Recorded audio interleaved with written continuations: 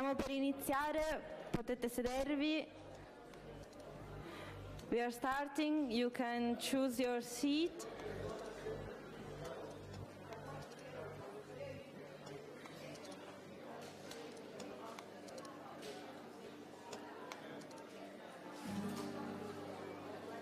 Certamente.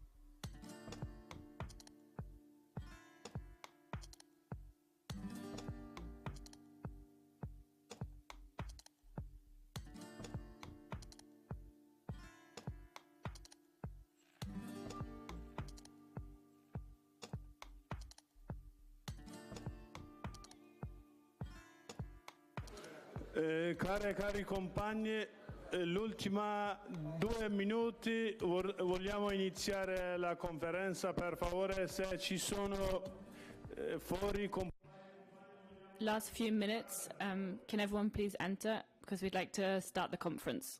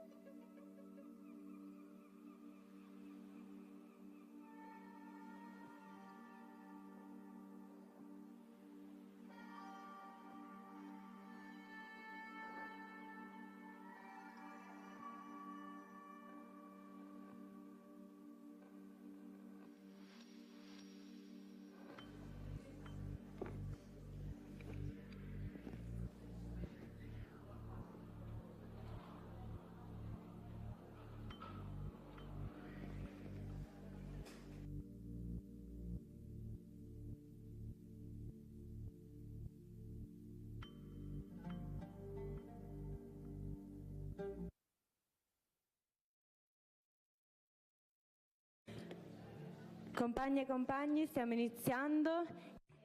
Comrades, we're beginning. Friends, we are starting. There is now a performance. Please be silent and good conference.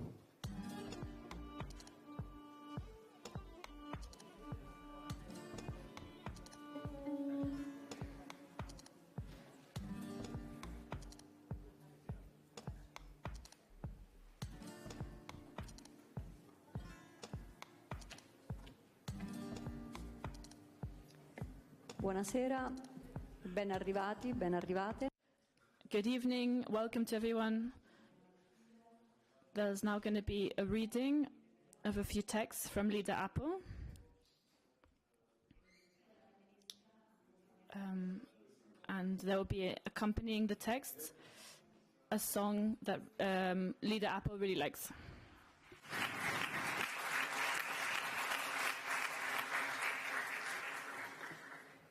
A causa della mia filosofia di vita del dubbio, che mi insegue come un incubo fin dalla mia infanzia, non so. Because of my life philosophy of doubt, which has been chasing me like a nightmare since my childhood, I've never been sure of anything. For the individual in the Middle Eastern society, happiness seemed to be unattainable. Somewhere there was something completely false, but where?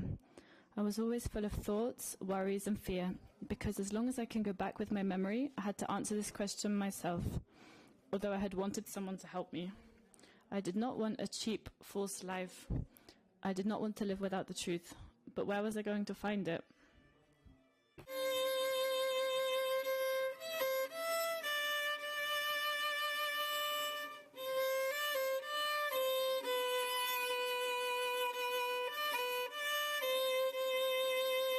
Oserei dire che la libertà. I dare say that freedom is the goal of the universe. I've often wondered if the universe is not in fact searching for freedom. The formulation of freedom as a deep quest exclusive to human society has always seemed incomplete to me, and I have always thought that there must be some element related to the universe.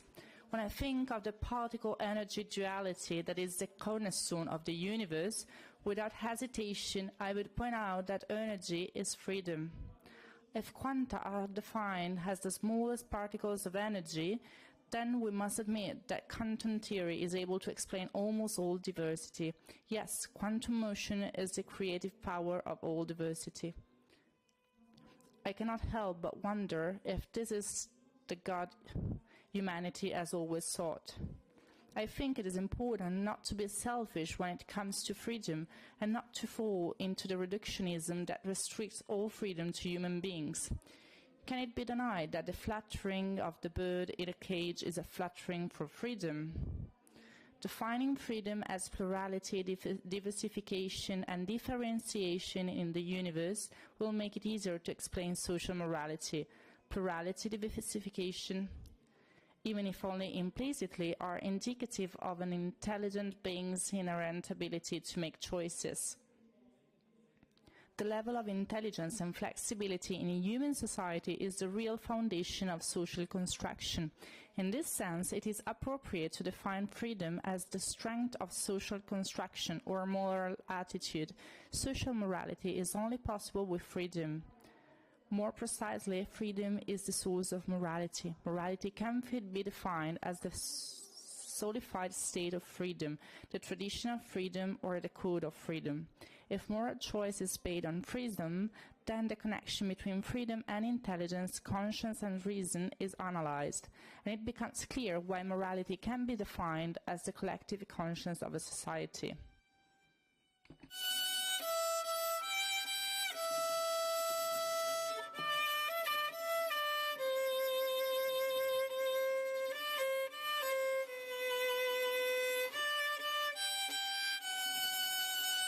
Anche la connessione.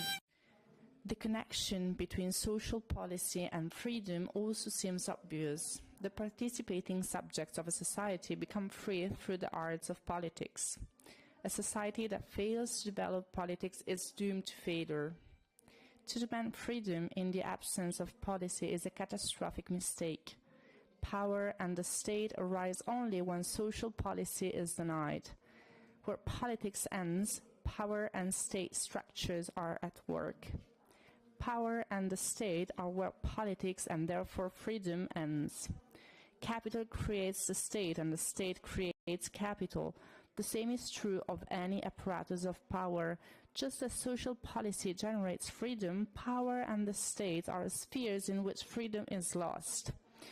Power and state structures may perhaps make some individuals, groups, or a nation richer and freer, but this is possible only at the expense of poverty and slavery in other societies. The result has been all kinds of destruction, from wars to genocide. In the capitalist world system, politics has suffered its great defeat. Once it is recognized that freedom depends largely on diversity, then a meaningful connection can be made between equality and freedom in a context of diversity. If individual and collective freedom are reconciled, we will be able to speak of a satisfactory and optimal free social order. Probably a democratic society is the most appropriate socio-political system, both to strike a balance between individual and collective freedoms and to achieve a dimension of equality in diversity.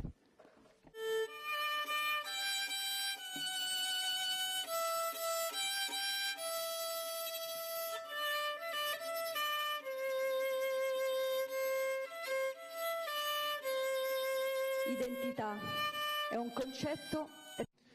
Identity is a concept referring to the feeling of belonging to a community in characteristics such as religion, ethnicity, culture, and gender. But the important question is whether the concept of identity is open and flexible or rigid and closed. Being open and flexible with respect to identity will make a huge contribution to achieving democratic solutions. When a society, a people, is prevented from being themselves, it means condemning its individuals from birth to weakness and loneliness, either immense loneliness or assimilation to another reality. This is the great dilemma that I called the Kurdish dilemma, the forced choice between the plague or cholera. The relationship between democracy, freedom, and equality is easily understood. They are not mutually exclusive.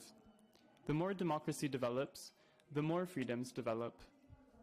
If freedom develops, equality ensues. Democracy is the true oasis in which freedom and equality flourish. Democracy is the ability of communities to manage themselves without the state. The alternative to the state is democracy. The democratization of Kurdistan is not only a matter of laws, but more importantly, a complex social project, an ever-evolving process, a dynamic democratic process stretching from local administrations in villages and small towns, through councils and municipal administrations in large cities, to the General People's Congress.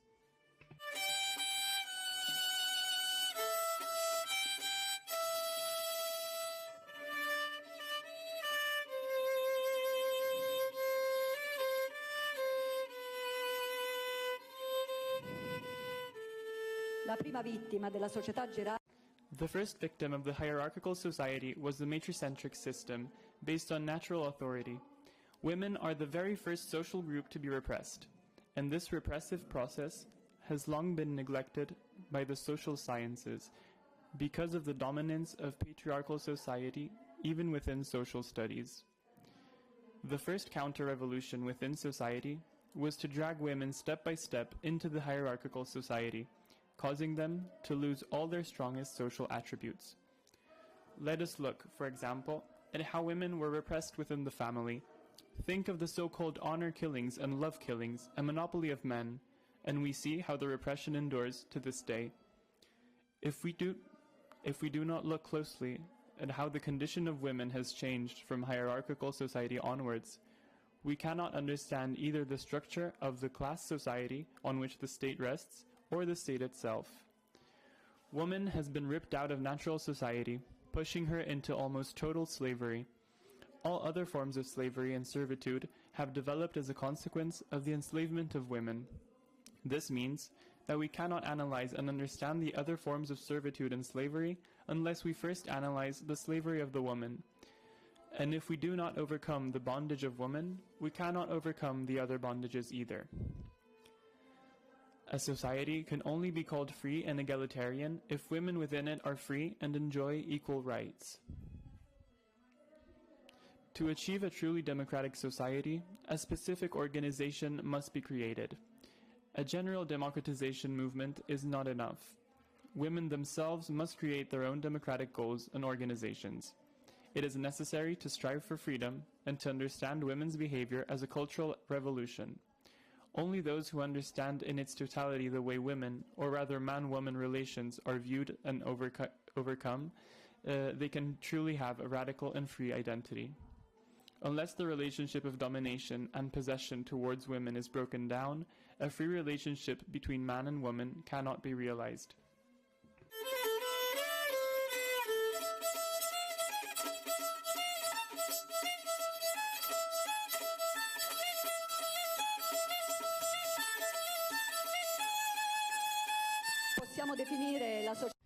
We can define natural society as the spontaneous form of an ecological society.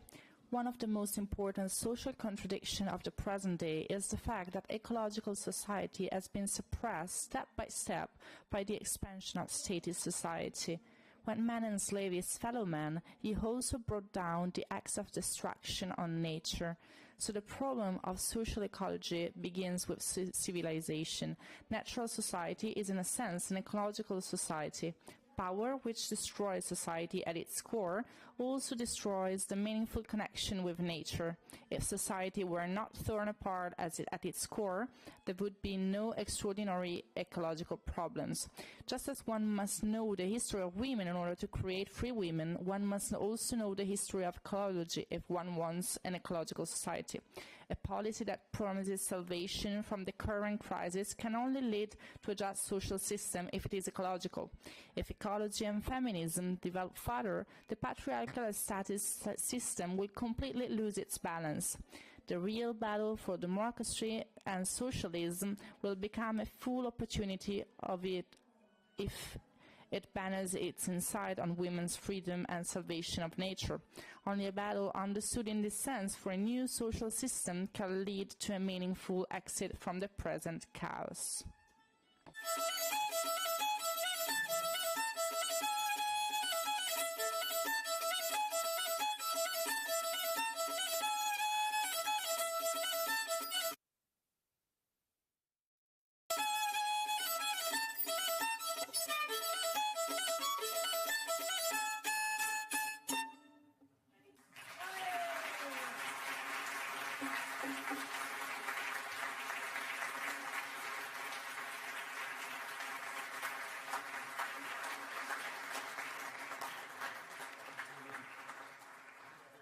Grazie mille.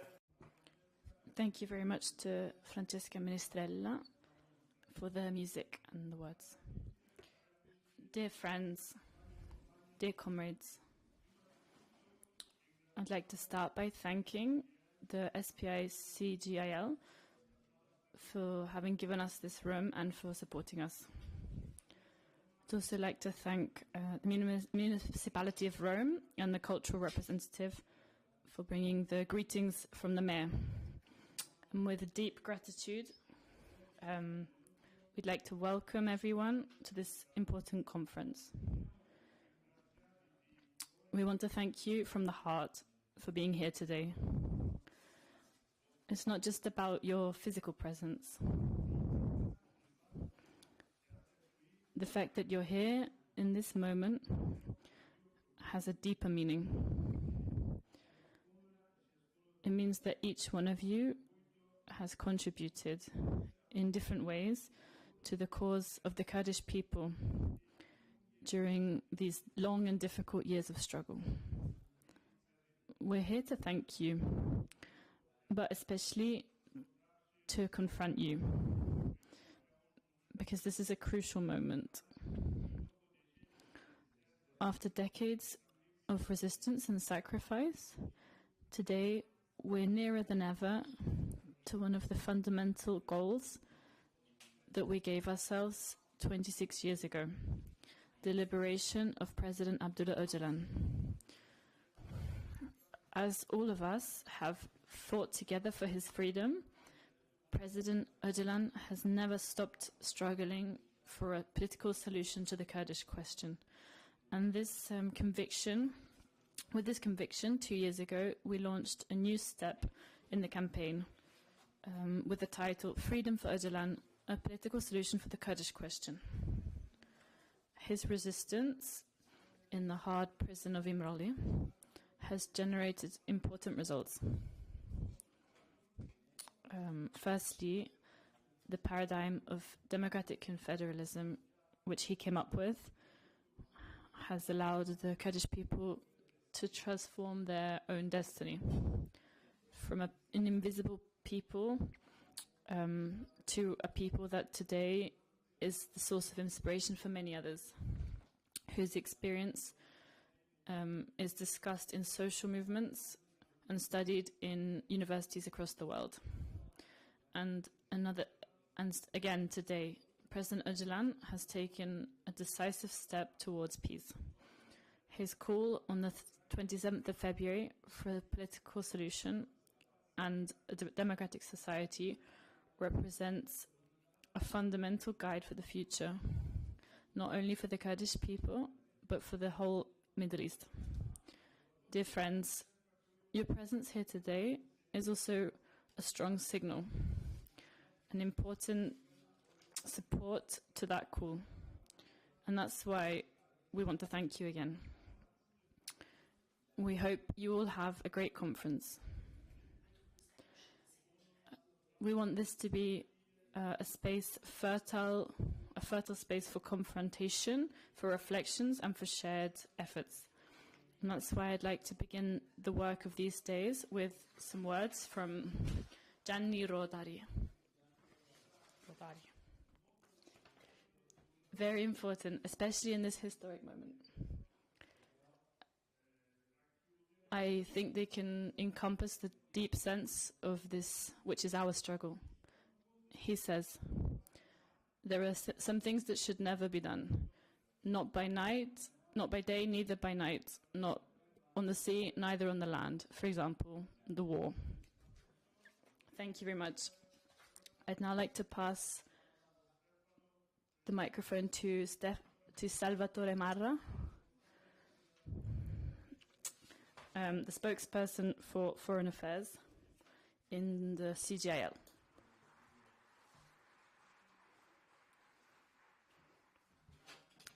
Thank you, Yilmaz. I'm going to be really brief because my job here is to welcome you all to this room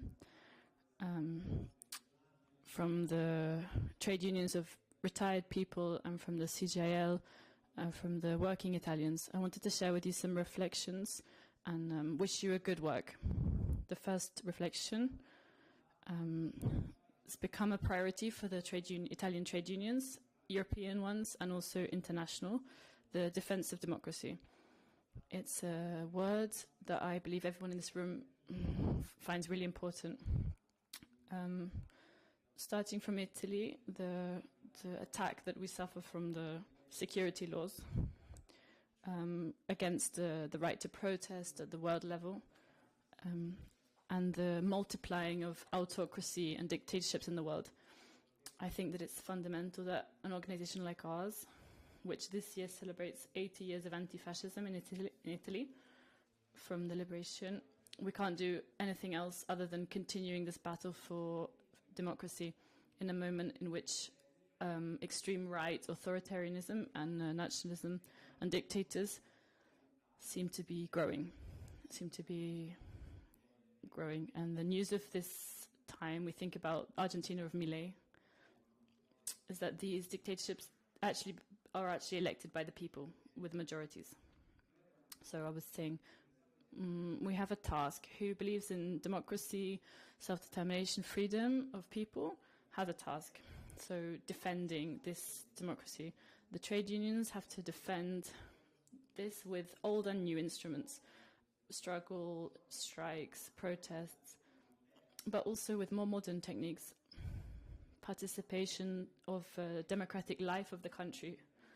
For example, popular referendums, like in the 9th of June, I invite you all to take part, to give a sign. We also believe in the right to vote as a tool of democracy, to defend the democracy, which is under attack, especially by extreme right movements. The right movements, extreme right movements, have something in common. If you look a few hundred meters from here, there's the national seat of the CGIL union. It was destroyed, attacked by fascist groups. It was an unprecedented attack, but also another 100 meters away from here,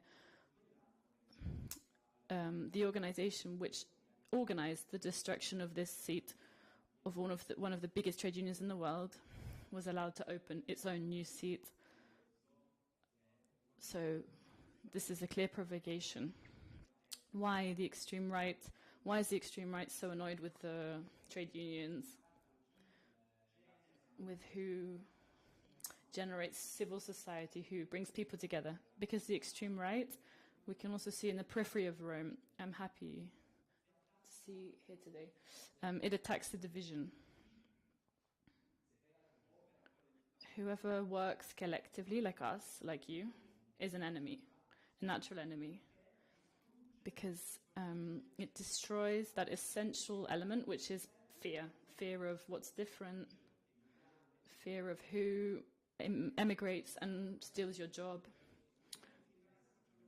The trade unions, we do the exact opposite. We bring people together. We bring people together behind noble causes like this one of the Kurdish people. And they're annoyed with us because we've always been for multilateralism. It's a revolutionary thing.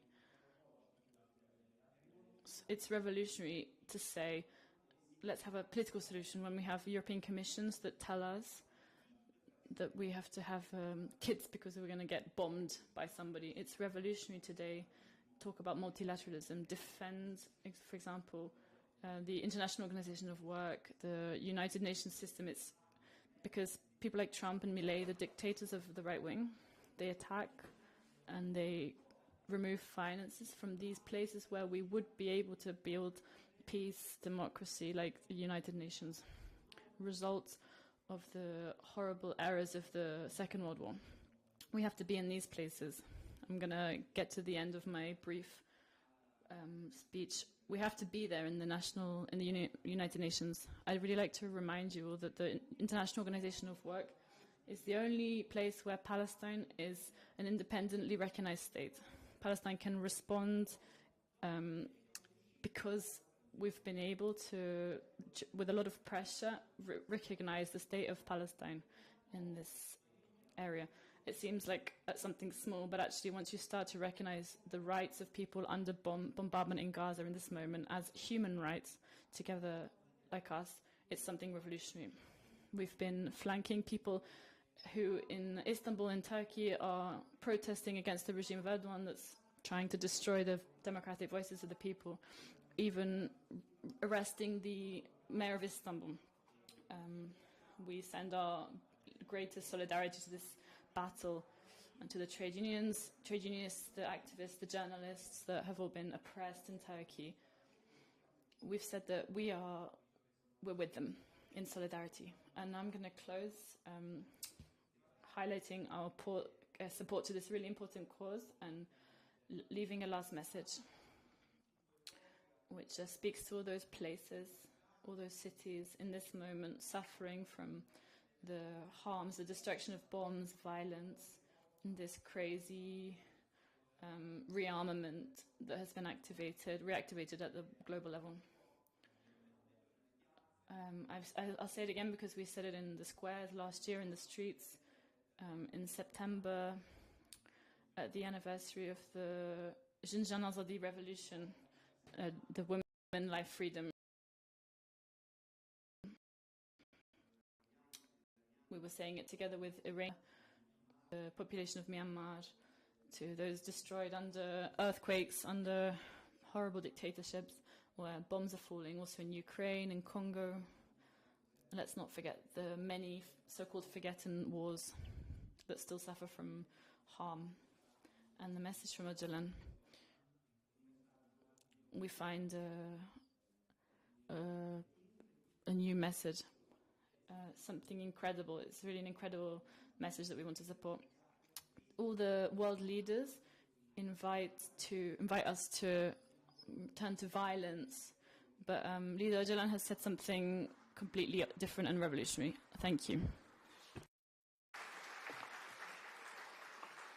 Grazie mille, Salvatore Marra. Adesso passo. So now I'm giving the floor to Massimiliano Smeriglio, a comrade, spokesperson for the culture from the City Council of Rome, for some institutional greetings from the Council of Rome. So thank you. Welcome you all. Thank you, Yilmaz. I want to greet everybody from the City Council. I'm proud of representing the city of Rome in this seat. I'd like to greet the international delegates and Comrade Judith Pard, with whom we share an experience before the Brexit, when the English delegation was forced to go back home. So I'm glad to see her here. The connection between the Kurdish community and the city of Rome is really profound. It was born many years ago in 1998 during a demonstration and mobilization due to the presence of Ocalan here in Rome, and during an extraordinary protest of Square Kurdistan. Dino Fresullo devoted part of his life to this struggle, and I want to remember him today.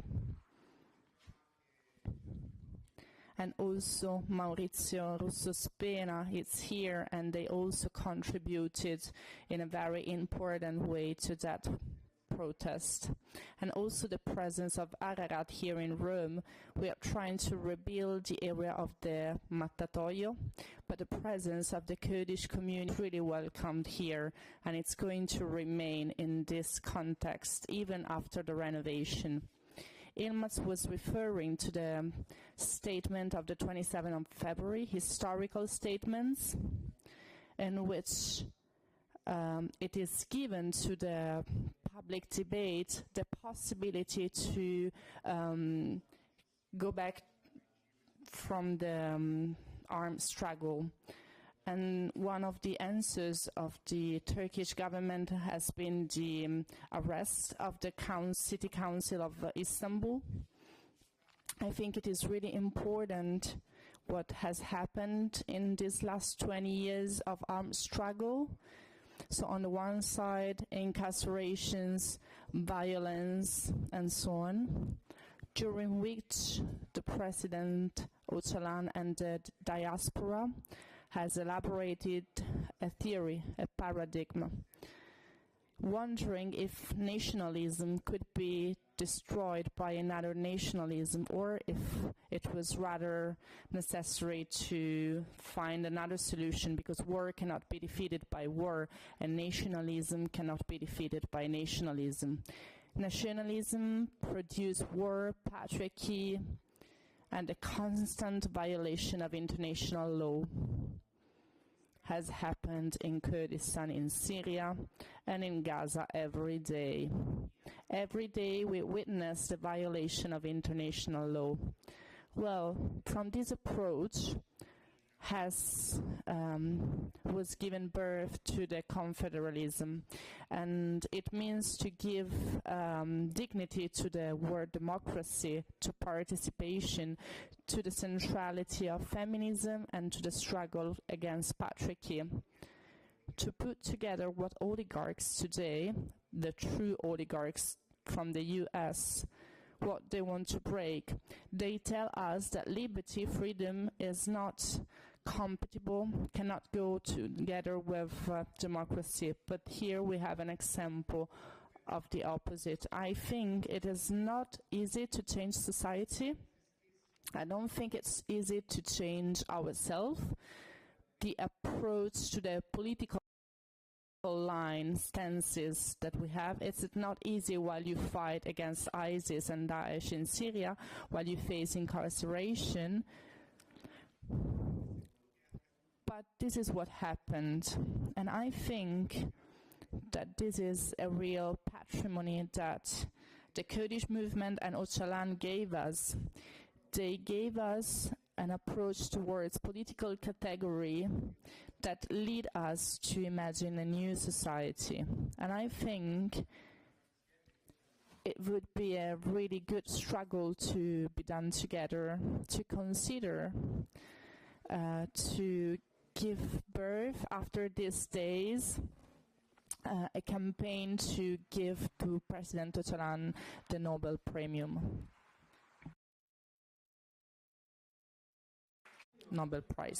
Grazie. Thank you very much, Massimiliano Smeriglia.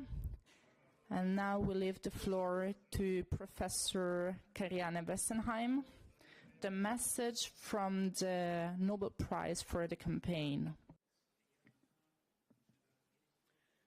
First, let me begin by expressing my heartfelt thanks to the organizers and the host of this venue, Salvatore Mada.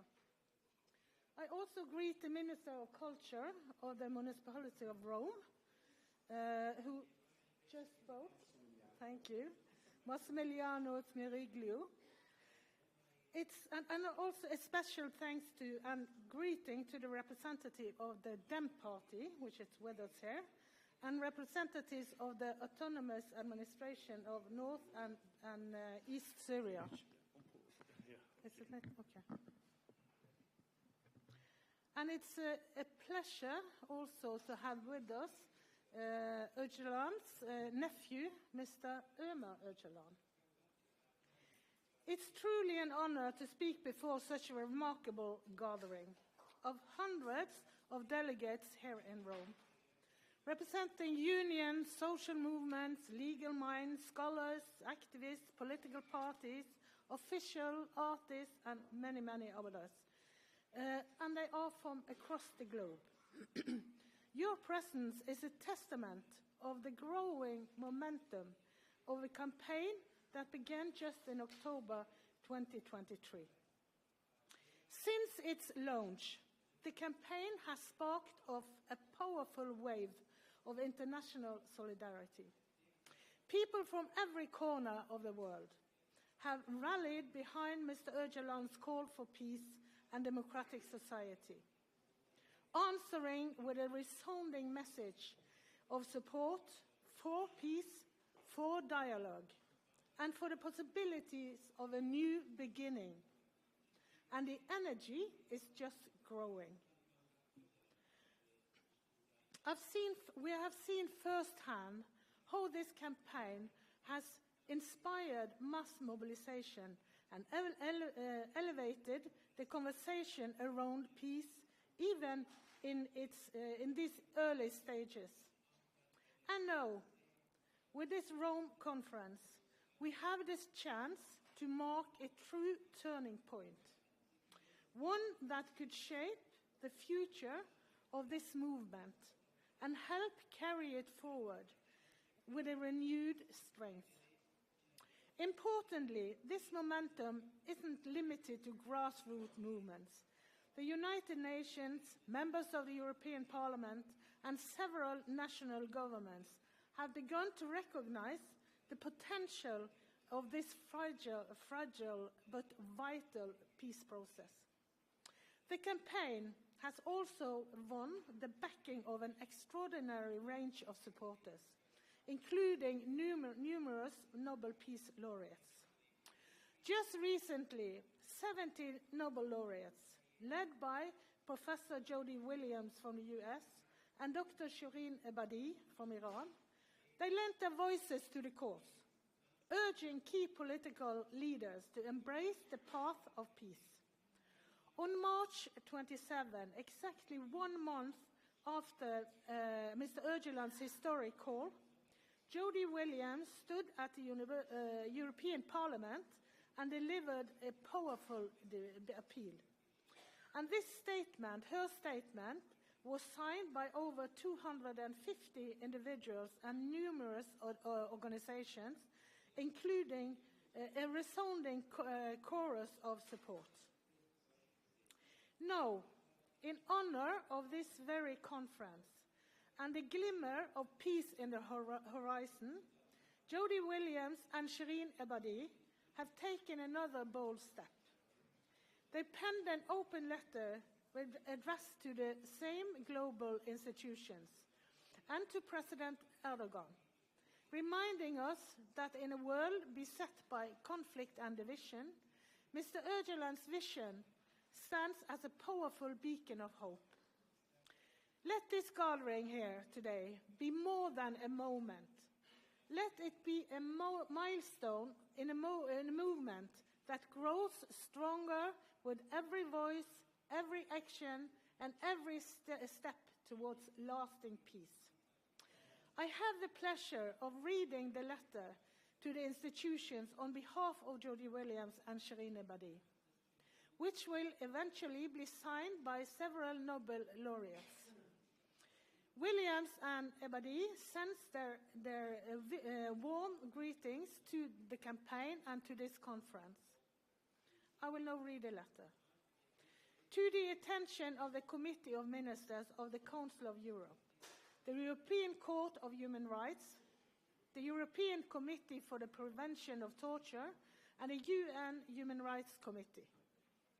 We, the undersigned Nobel laureates, express our support for Kurdish leader Abdullah Öcalan's call for peace and our ongoing concern about the conditions under which he has been held during his 26 years of imprisonment.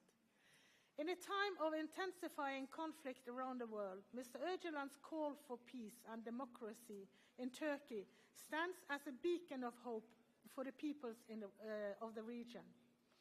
As European and international entities charged with promoting and protecting human rights and preventing torture, Mr. Öcalan's decades of imprisonment are not new to you. The Nobel laureates have also written to you on several occasions about Mr. Öcalan's imprisonment and that of other political prisoners in Turkey. We write again due to significant developments in the Turkish-Kurdish peace process and the case of Mr. Öcalan. On the 27th of February 2025, Mr. Öcalan put forward a call for peace and democratic society, calling for a ceasefire, the laying down of arms, the convening of a Congress to discuss the dissolution of the PKK, and democratic political solution to the Kurdish question. In his call, he stresses the importance of strengthening fraternity between the peoples of Turkey and his commitment to facilitating the peace process. Mr. Öcalan's call follows in spirit of fraternity and peace, as Albert Nobel emphasized so strongly. As Nobel laureates, we recognize and support this initiative in the context of resumed peace negotiations, and as the legitimate political representatives and leader of the Kurdish people. Mr. Öcalan must be free and allowed to participate fully in the peace process he initiated, and thus to communicate freely with his lawyers, his party, and all actors in this process. The concern of the Nobel laureates who have signed this open letter arises from the apparent lack of meaningful efforts made by the European entities addressed here, as well as the UN Human Rights Committee on his behalf. While Mr. Öcalan's rights are guaranteed under the Turkish constitution and domestic legislations, under statutes and regulations of the European Union, and through international law, none of that seems to matter. We call upon all these bodies to fulfill their obligations regarding protecting the rights of Mr. Abdullah Öcalan. We call on the Council of Europe's Committee of Ministers to ensure the implementation of the ECHR 2014 decision against aggravated life sentences and on the right to hope. Mr. Öcalan's call for peace has received widespread international support, from the UN Secretary-General to nearly a dozen national governments, to members of the European Parliament and civil society organizations around the world. President Erdogan has himself recognized that the only way forward to peace between the Turkish and the Kurdish people is through dialogue and negotiation with Abdullah Öcalan, as was demonstrated during Oslo talks 2009 to 2011 and the Emrali process from 2013 to 2015. We call for Mr. Öcalan's release and for him to be given full and unrestricted opportunity to participate in the peace process. Sincerely yours, Jody Williams, Nobel Peace Prize 1997, and Dr. Shirin Ebadi, Nobel Peace Prize laureate 2003. Thank you for the attention.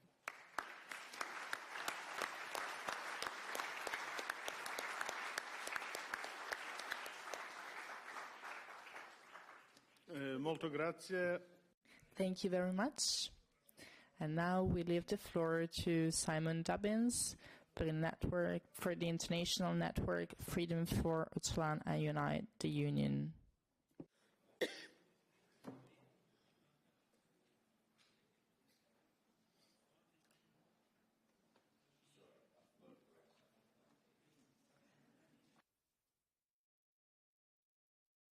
Mic on? Okay, we're starting.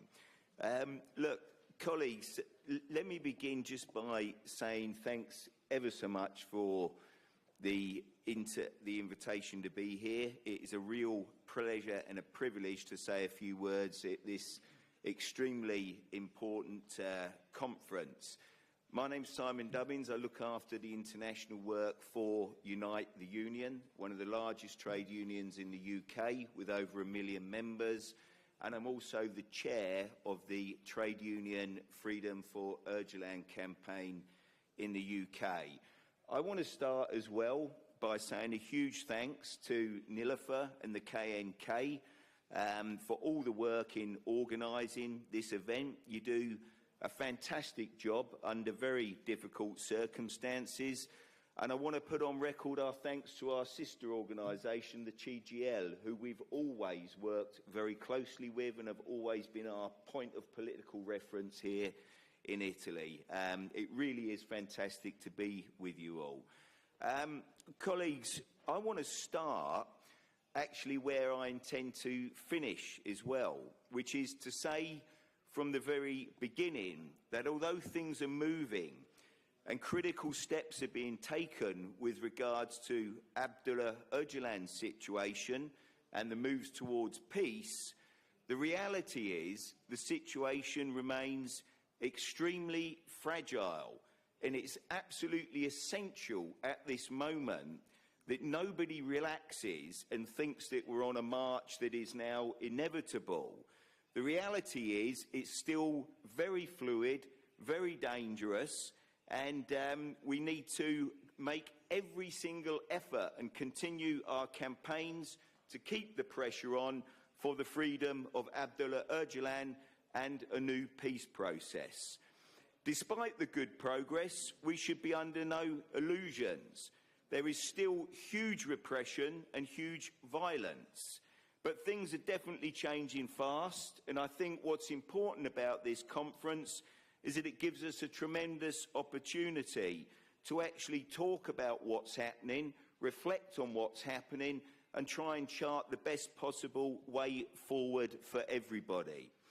I wanted to share, and I was asked to share with you, a few thoughts and words about the campaign in the UK. I don't know if they managed to be able to show some of the pictures of our campaign, but it's important to understand that the UK trade unions have been working in solidarity with Kurds and Kurdistan for many years, long before 2014. Our fire brigades union, teachers unions were already doing actions and delegations in solidarity.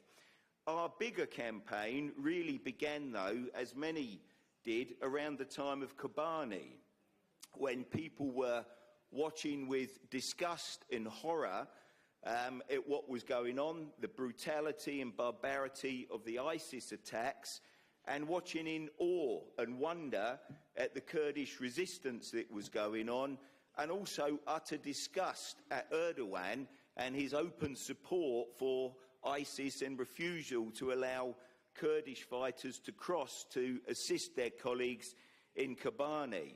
So a couple of the trade unions got together, and at that time we sent a delegation to Diyarbakir, Ahmed. It happened to be at the time when Sur district was under complete attack from the Turkish forces, and we came back utterly shocked. I've been myself in Colombia and Palestine and seen many things, and I thought I was prepared for it. But never in my life was I expecting to see the type of barbarity being inflicted on Kurds in the Sur district there. It was quite clear that the Syrian civil war was already spilling over into Turkey at that time. So we came back to the UK really determined to do something, but we didn't actually know how best to organise it and how best to move forward. So we talked and discussed a great deal, and we understood the way to approach it was to build a campaign for the freedom of Abdullah Öcalan, because Öcalan is the embodiment of the Kurdish political and freedom movement, and obviously that was a more simple way to bring a complex issue back to our grassroots members and get them to understand how important this is and to give them a focus for their solidarity work. We decided to really try and push things forward, so we launched the campaign in April 2016. We had Dilit Öcalan with us and Cameron Yutzak at the time, and we launched it in the UK Parliament. It rapidly grew, and we grew to 15 national unions affiliating to our campaign and supporting our activities. All of the big unions affiliated, with just one exception. We went on to hold regular fringe meetings at all our union congresses and conferences, and really tried to build the campaign further. We have a massive event called the Durham Miners Gala in the UK, and in 2018 we were really pleased that we managed to get the organisation to accept freedom for Öcalan as the main theme, and we managed to really raise the profile further. At the 2019 TUC Congress, that's our confederation like GGL, but our politics have probably not historically been as progressive and radical, I think it's fair to say. But we actually got every single delegate in the hall to stand up and hold one of these pictures of Öcalan.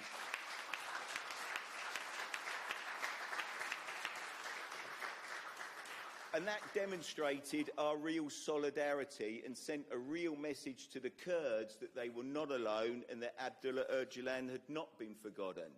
We then repeated those actions in all of the national unions, in Unite itself, in the teachers' union, the fire brigades, the railway drivers. All of them were doing the same actions and trying to move forward as well. We did similar events at other rallies. We held events at the Labour Party conference, and the pressure was building, and the profile and the campaign for freedom for Abdullah Öcalan was certainly moving forward. I don't want to deny that we've had setbacks. As soon as the COVID crisis came, it was much more difficult to meet and to do things. We nonetheless moved online and undertook some of our activities there and built a very good online campaign. After that, again, it was difficult to get our members to focus on the issue. We had a massive strike wave. There was the inflation crisis. Attention was taken away from some of the international things, but still the campaign existed and we managed to push forward as best we possibly could. More recently, we've seen huge repression from the UK state now. Whereas before we could actually hold events at the Labour Party conference, that's become much, much more difficult. We've actually seen our Kurdish community in the UK attacked and criminalised. The police raided the Kurdish community centre in London and arrested 6 of our colleagues whom we've worked with for years. It's much more difficult, and that goes with the general atmosphere of repression now against the Palestinian movement as well. And I think that's true in virtually every European country and countries outside of Europe.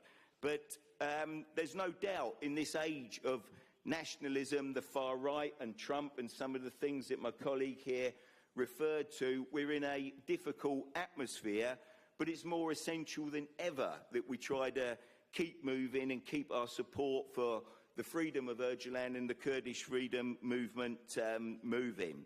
I'm not going to pretend that it's going to get any easier. I think we all know the reality of the situation that we're in. So I'll finish with this, colleagues. I have to say there were times when freedom for Öcalan and ending Öcalan's isolation and getting his real freedom seemed as far away as ever and almost a distant possibility. So the recent news of the breakthrough and contact being established again and the isolation being broken, the declaration from Abdullah Öcalan that's been referred to, and the meetings that are now taking place on Imrali have been absolutely fantastic, and I think there's real reason for a cautious, and I stress cautious, optimism about where we're going and that we're finally moving in a better direction. But I'll emphasise again, we remain under absolutely no illusion whatsoever about the reality of the situation that we're in. We know how fragile things are and how very quickly that they can take a turn for the worse again. We see the brutal repression that is still going on in Turkey itself. Öcalan has not been freed yet, even though there is access. He's not been freed to play the role that only he can play, and he needs to be able to play. We see how quickly things have changed in Syria. We see the ongoing war on the Palestinians. We see the Israeli war on Lebanon. And there's also a big fear of an imminent attack against Iran. So the whole region is in a state of flux, and we're trying to push this forward with that at the context. So we understand that it's going to be difficult, and it's certainly not going to be an easy task. But I'll finish with this, colleagues. The Kurdish struggle and the struggle for freedom is also very much the same struggle as the trade union struggle has always been. It's a struggle for peace, for tolerance, for democracy, for women's rights, for inclusiveness. They are the values of our movement, and they're the values of the Kurdish movement, and we intend to continue standing shoulder to shoulder with the Kurdish struggle as we move forward. The Kurdish struggle is not just about our solidarity with the Kurds, but as also been mentioned earlier, the Kurdish struggle has been an absolute inspiration to the wider trade union and workers' struggle in the difficult times that we find ourselves in. So let's carry on going forward together. Let's not take our eye off the ball. Let's remain vigilant and let's keep the pressure on the Turkish state to engage properly in a peace process and really bring about the true liberation and freedom for Abdullah Öcalan. Thank you.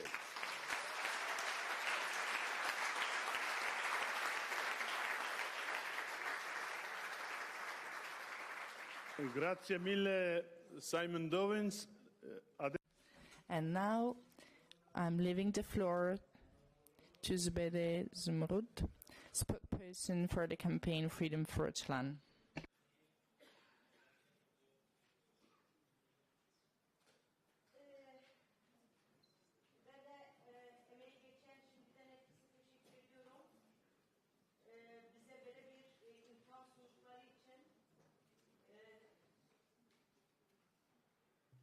Spas. Sevgili dostlar, yoldaşlar, değerli katılımcılar, sizleri özgürlük ve barış mücadelesi yürüten Kürdistani halklar adına içtenlikle selamlıyorum. Dear friends, dear comrades, esteemed participants, I sincerely greet you on behalf of the Kurdistani peoples struggling for freedom and peace. It is a great significance to be together here in Rome, not only on the occasion of a conference, but also common witnesses and bearers of a historical process. This unity is one of the strongest reflections of the international conscience that embraces the struggle of a people. Today, we are here at the great summit of our Freedom for Öcalan political solution to the Kurdish question campaign, which we launched in October 2023 and which has now turned into a worldwide popular movement.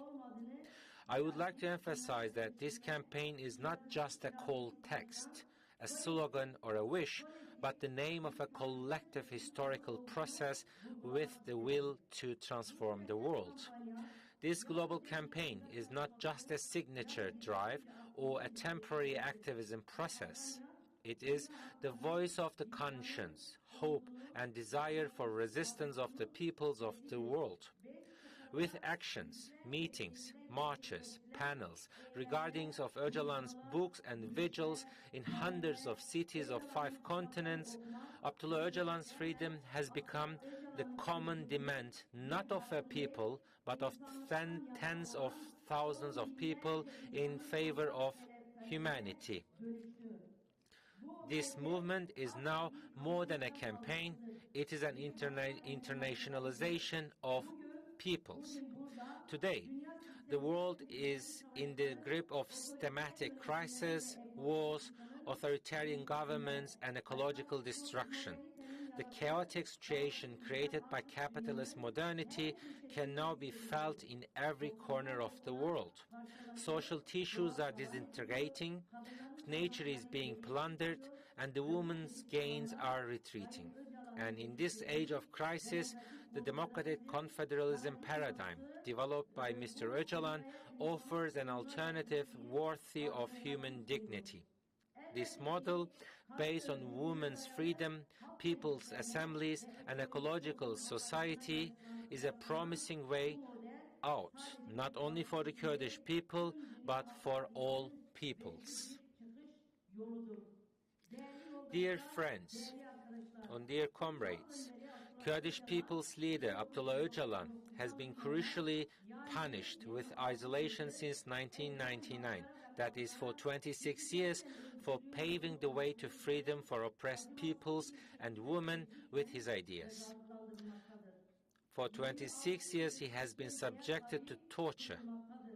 Even the Council of Europe, CPT, and the European Court of Human Rights, which are obliged to monitor human rights and the rule of law due to interstate relations of interest, have failed to fulfill their responsibilities. The Öcalan case has also demonstrated in the most flagrant manner how the European Convention on Human Rights has been sacrificed to interstate interests. But Abdullah Öcalan has also resisted this, and in his most recent appeal on the 27th of February, he challenged the politics of interstate interest and called on societies to take action for peace. The impact of our campaign is now visible and tangible. This campaign, which is the product of great costs, sacrifices, and determination, has made history by overcoming countless obstacles. Today, we can say here with peace of mind. Since October 2024, 5 separate meetings have been held with Mr. Öcalan on İmralı Island. This development is not only a diplomatic event, it is a historical victory achieved through the slogans chanted by tens of thousands of people in the squares, the events organized by hundreds of thousands, and the joint efforts of International Solidarity Network. Behind this victory, international institutions such as the United Nations, the Council of Europe, and the European Union were put under pressure. Behind this victory is the faithful struggle of trade unions, human rights defenders, feminist movements, environmentalists, and international revolutionaries.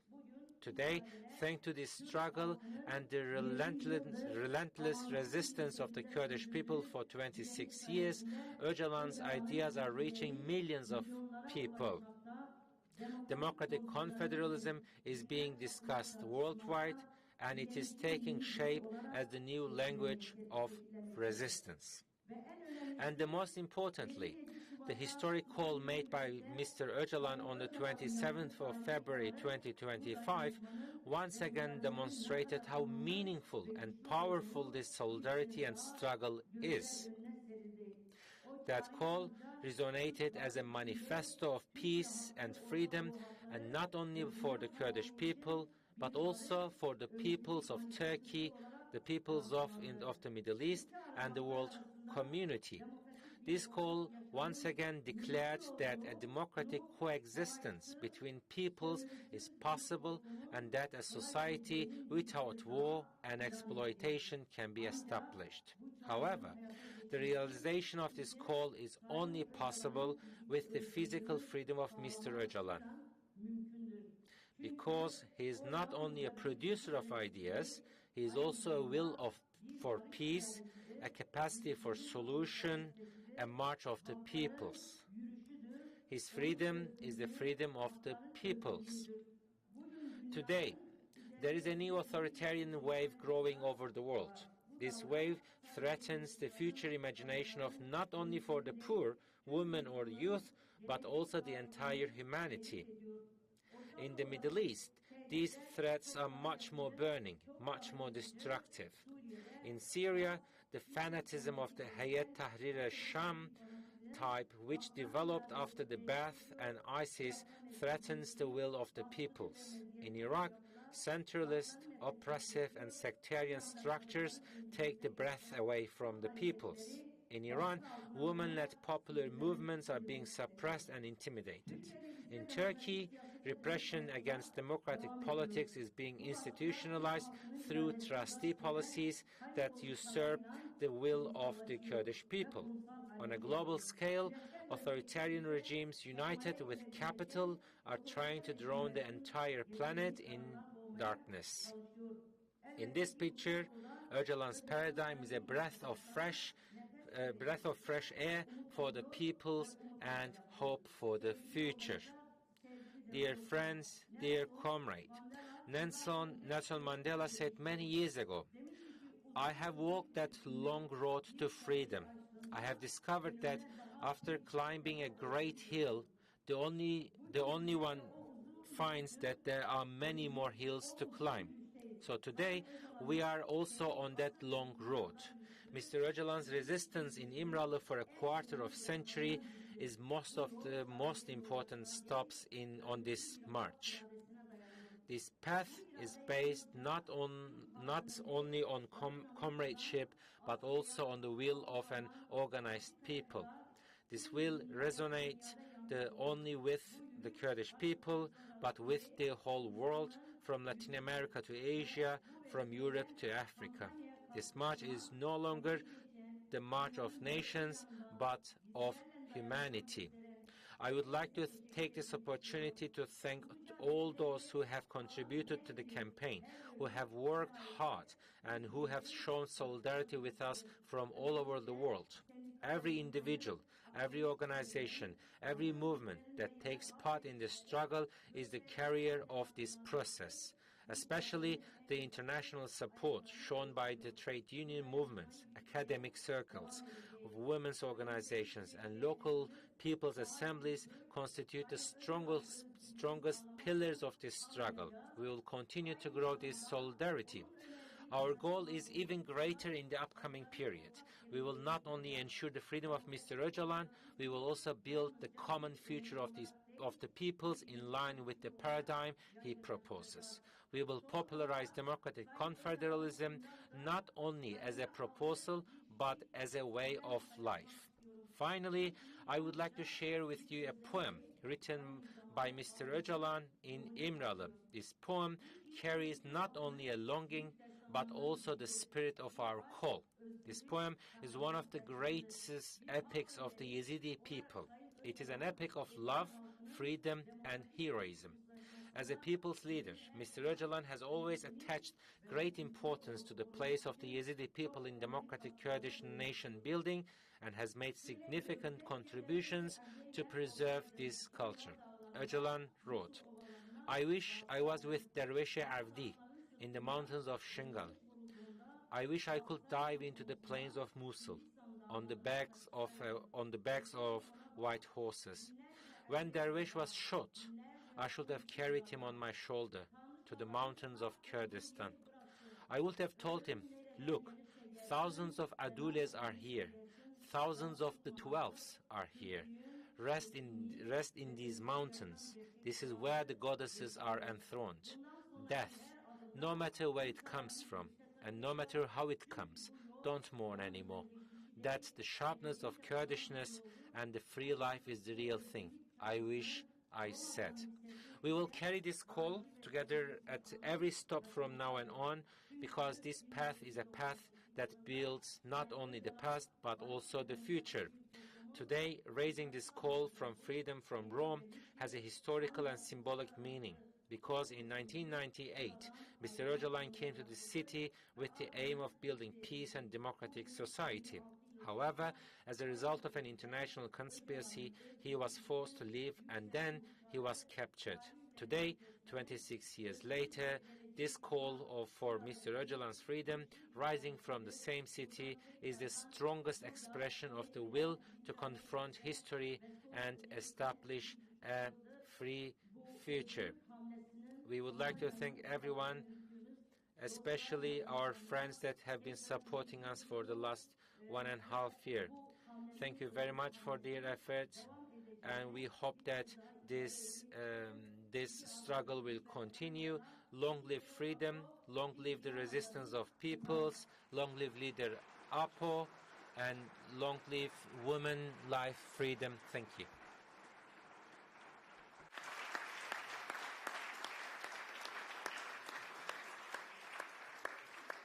Molto grazie. Thank you very much.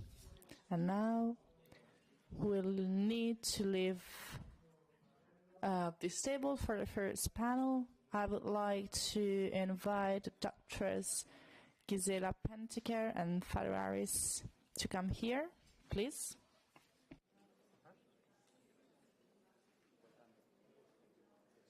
O burada değil, diğer tarafta.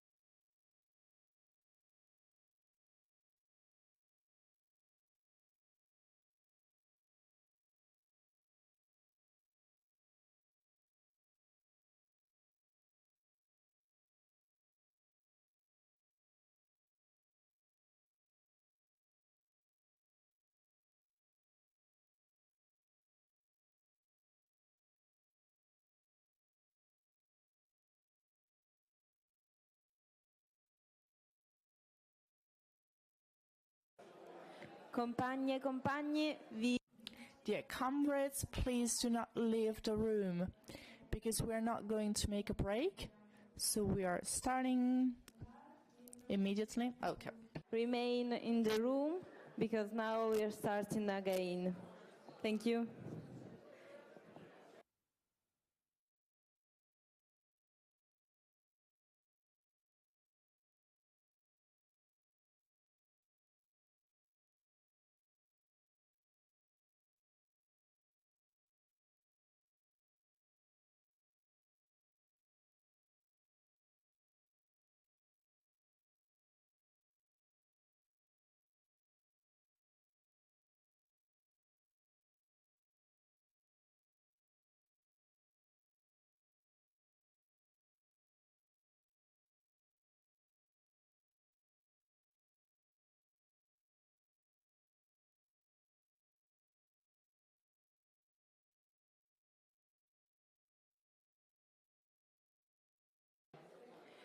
Compagne e compagni, stiamo per iniziare.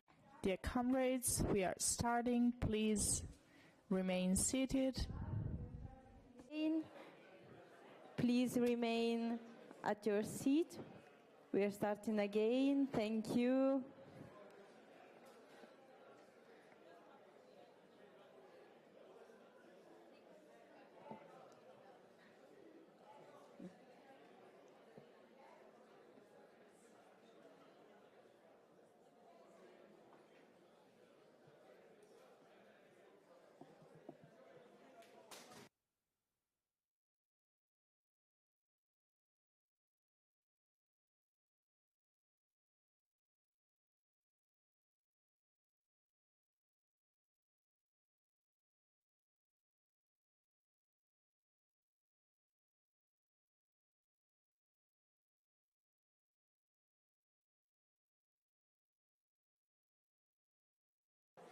Compagni e compagne, stiamo iniziando, vi preghiamo di rimanere sedute. Please remain seated.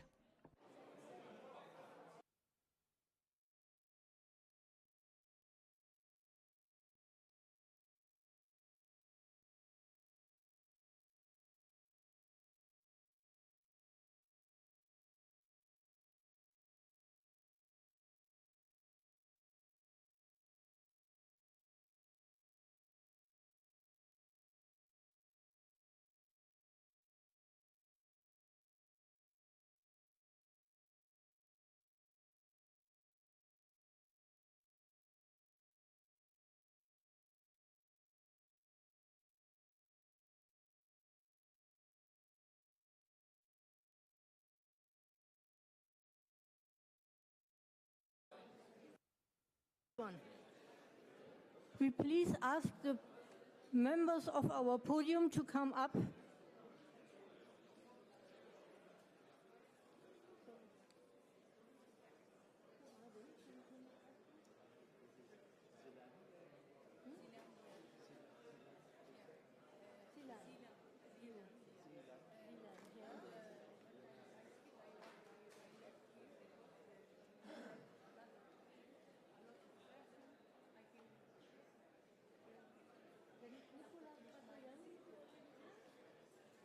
Nicola Fatoyan, it's you?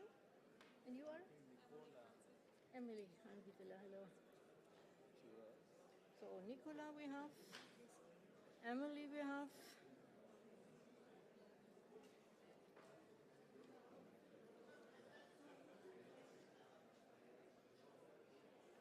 so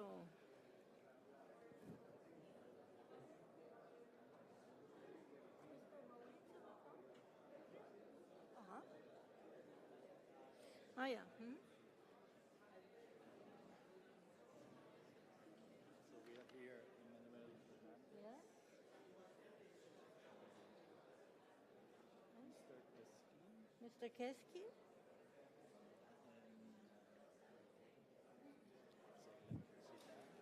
Yeah, Silan. The others. And we have Nicola Fratoianni. So we miss Mr. Emmanuel Fernandez still. Okay. Mrs. Diana Uria Herrera. You will come up later, or?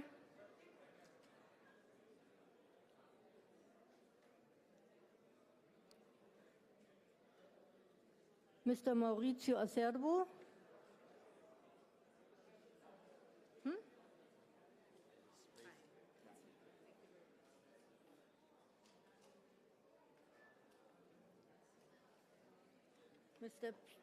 Mr. Piero Bernocchi.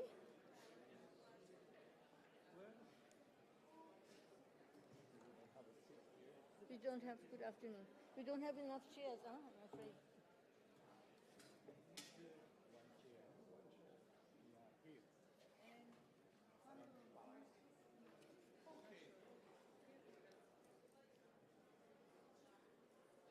So the last two speakers will sit down and come up later because we don't have enough chairs up here.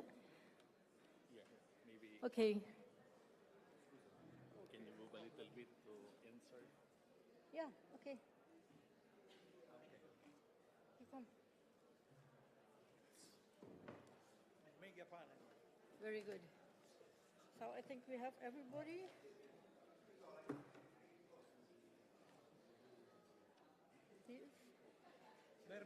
Bernocchi, Very good. Mauricio.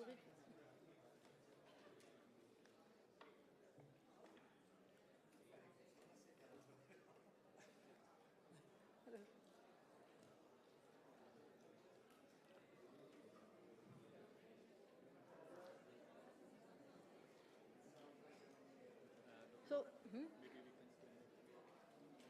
then we don't have the. Yeah.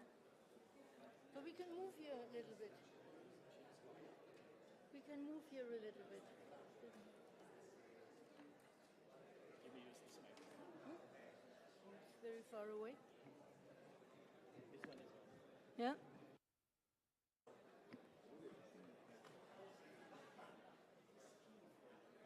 So we have a little chaos because we don't have enough chairs, but I'll manage.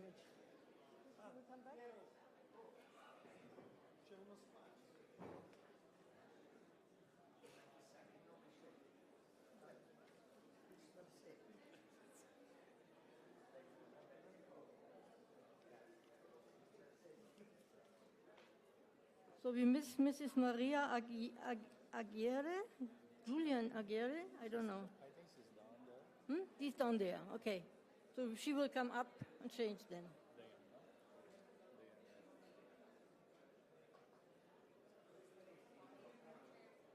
One more, but we will change then.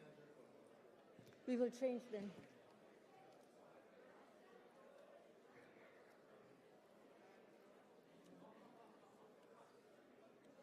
Okay. I think we can start, if you are prepared.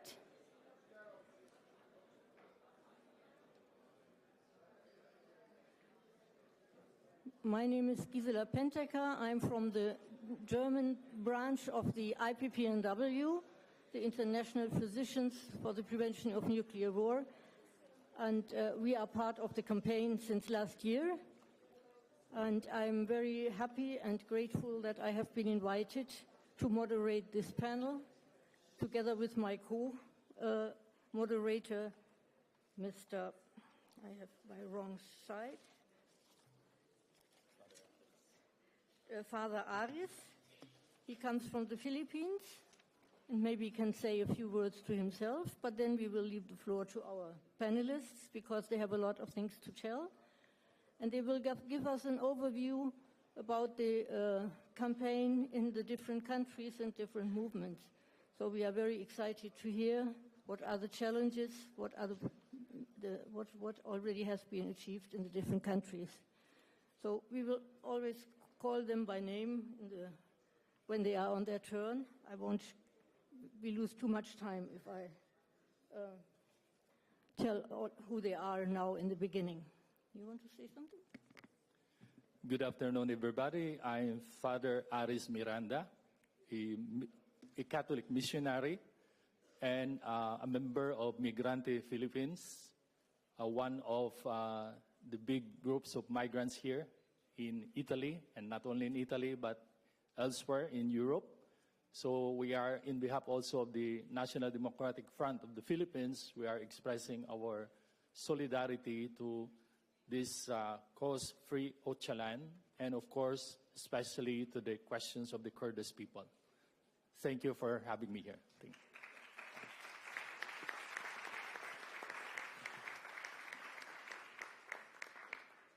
So we start with Mrs. Zilan Diar. She is TJK General, and she speaks about the achievements and challenges of the campaign in general. Please, the floor is yours.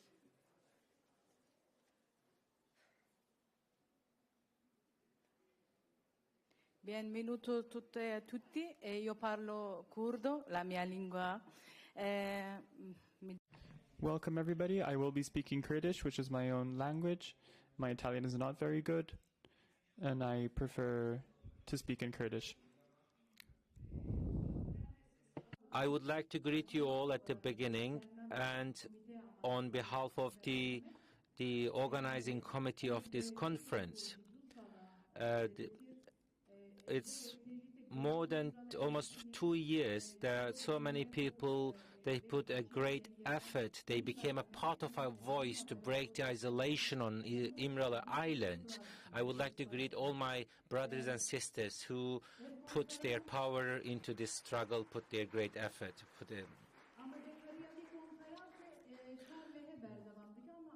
The idea for organizing this conference, the preparations for which we have been going on for like 4 months, emerged at the end of the 2024. It has a background, but it goes even far back than 2 years, because since Öcalan was captured on İmralı Island, since then we have been preparing for this conference, for this struggle. Today maybe we are only hundreds of people, but in the background there is a bigger society, there is a bigger community in the back. I don't know, this is only the iceberg, as they say in English. I'm sure the interpreters can use that phrase. So this campaign, as I said, became visible the last 2 years, but since the captivity of Mr. Öcalan has never stopped. All the protest of the Kurds, for the Kurds raising their voice, it was for Öcalan, because since his captivity, the Kurds have never accepted this captivity, and they said it will continue, and Öcalan will be part of our struggle. And sometimes, it went up, sometimes it went down. Sometimes we were maybe not strong enough, not hardworking enough. But in any way, there are hundreds of people here, but there are so many people. The connection between us and leader Öcalan, the connection between the Kurdish people and Öcalan, the connection between the women and Öcalan can never be broken. The people are, these hundreds of people, I say, they have understood that this connection will never break. And we know we have friends, but at the beginning, we started... from the beginning, we have friends that accompanying us. Some of our friends have mentioned since the beginning that our friends were here at the demonstrations. Even there were some protesters who set fire on their body to protest this. And there are so many different forms of campaigns. There are people who are arrested. So this all brought this rage, and that's also helped us to continue this company. And since the beginning, there are so many comrades that we have lost. I would like to also commemorate them. For all those people who sacrificed themselves for the sake of leader Öcalan. I would like to remember them, commemorate them, because they had so many people who set fire on their bodies. As I said, they said, "You cannot darken our sun." That was a slogan of them. So now, but now we also have a new feeling. So the rage is not enough. No, we also need something else to put on this campaign. It will be also analyzing the system, analyzing the conspiracy. And Öcalan himself, he mentions the hegemonic powers and their alliance against the Kurdish people, a long-term plan. And then in the face of such a strong, organized, complicated conspiracy, you cannot become successful just by rage. So we needed to also reflect, and Leader Öcalan also talks about he developed his new paradigm, the democratic confederalism, freedom of women. These are his answer to this international conspiracy. So against these hegemonic powers, you also need to fight with your ideology, with your thoughts, not only with rage. That's how you can actually overcome. So as much as we can actually widespread his ideas, this will also bring a good achievement, and it will ultimately bring an end to the isolation he's subjected to. As Leader Öcalan says, I was punished like Prometheus, because like Prometheus, he stole fire from the goddess and gave it to the people. The same thing that Öcalan did, these ideas, that he's sharing it with the people. He is comparing himself as the Prometheus on Imrala Island. So we cannot. That's how we need to understand him. That's why we need to widespread his thoughts. And then our focus was on spreading his ideas and making his ideas belonging to the people. The people should make it their own. That was our main goal. So we face criminalization in different countries. We face the operations. They try to change the perception of the people, and we are called terrorists. So that's how they try to create this perception about the Kurds, about this movement. So we had to put a great effort to break this perception imposed on the people. So Mr. Öcalan, we have many friends who came from Bakur, Kurdistan. There are so many people are still facing prosecution, imprisonment, and torture, but yet they continued their path. They have never given up. So for this cause, you also need some courage. And in September 2023, we started a campaign, and we gathered more than 1 million. So since 2012, the campaign gathered around 10,328,623 signatures worldwide, and similarly in the north of Syria, around 3,017,000 signatures were collected in the last two months last year, although the target was 3 million. So, and we also evaluate our campaign every time. We see our achievements, how we succeed them, and then we continue, but we also see the shortcomings, that we have the deficits, that how we can do to change it. And there are so many people who went on hunger strike. And then there are also members of parliament. Leyla Güven, for example, she was on hunger strike more than 200 days. And then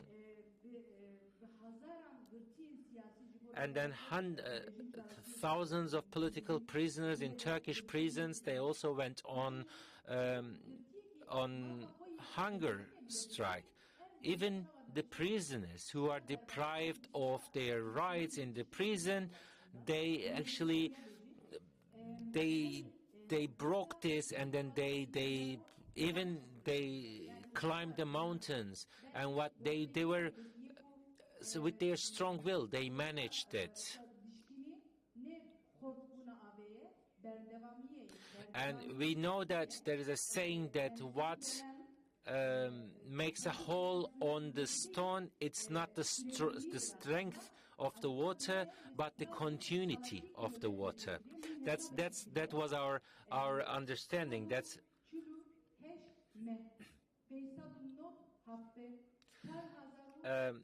This means 148 months, 590 weeks, 4,130 days. Every Kurd knows that there's an address in front of the European institutions, CPT, Council of Europe, Committee of Ministers, that was continuous, and every part of the Kurdish society took part, from the Yazidis to the Southerns, for the Shingal, from different parts of Kurdistan. So this is the continuity that make us strong. But how can we continue it? The previous speakers, they also mentioned, how can we continue this, and how can we get better results? And how we can, where should we focus, and where should we bring our thoughts and ideas together and find a better... That was the idea. That's how we started in 2023. So those who are creating false perceptions about Öcalan, or those who are criminalize our movement, they don't understand it as a whole. So this very same people, they talk about life, women and freedom, they consider it as something separate, or that they put pressure on the local administrations in North Kurdistan, or in Kobani, the resistance of the YPJ, or the genealogy. But when we look at all these, sometimes they talk about our resistance in Kobani, for example, or the Jinjian Azadi, Women Freedoms Movement. But when you look at them, the source of all these things they go back to Öcalan. That's how we see it, and that's how we should bring them together in order to overcome the obstacles. I don't want to keep it long, but I am convinced where there is injustice, where there is inequality, the power of the truth will prevail. This is the truth. No hegemonic power can fight or resist against the truth, because the truth itself is the power, and our truth is Öcalan. In October 2023, that's how we started this campaign, and we managed very good things. And today,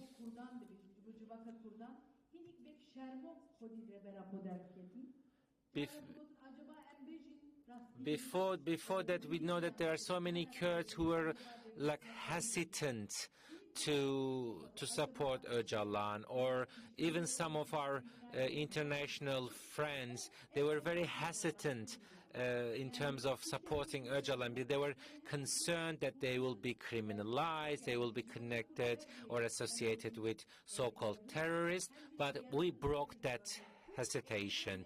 Now we receive support from a much wider society, and the injustice, the lawlessness that Öcalan is subjected to, it was the trigger of this. That is also seen and understood everyone. That's why they became part of this campaign. Some people define Öcalan as a philosopher. Some people define him as a politician, or as as a revolutionary.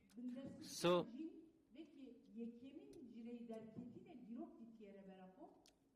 and everybody sees or knows Öcalan in a different way. And Öcalan, Öcalan says that the first colony in the history is the woman. As women's organizations, that's how we know him. His commitment for freedom of women. And some people just consider him as a political prisoner deprived of his rights. Everybody had their different reasons, but we brought all these different points, angles. We brought it together, and then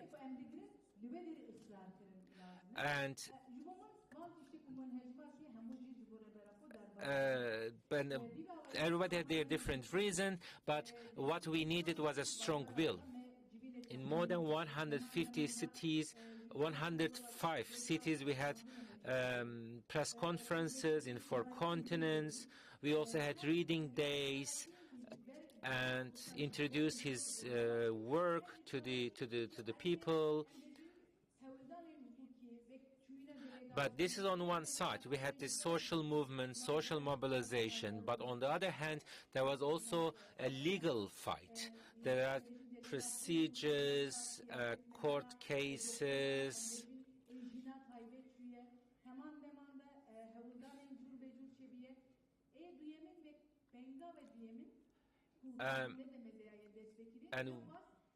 And we also know that we, as women's movement, we sent around 20,000 letters in less than 3 months since 19 April. And as we said, legal initiatives were also multifaceted. And now we see that there are lawyers, around 775 lawyers from 29 different bar associations across Turkey. And they applied for a visit to İmralı. And like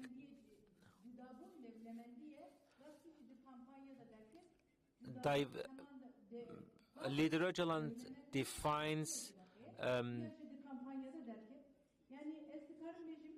he defines this being different, or the differences, or the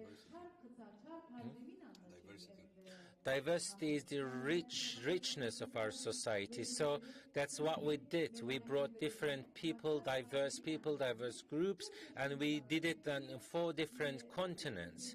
And there are so many people took part in this, and I would like to thank them once again for this richness and the line with Öcalan's thought, how he talks about the universe, how he defines this world with all these different colors, different diversities.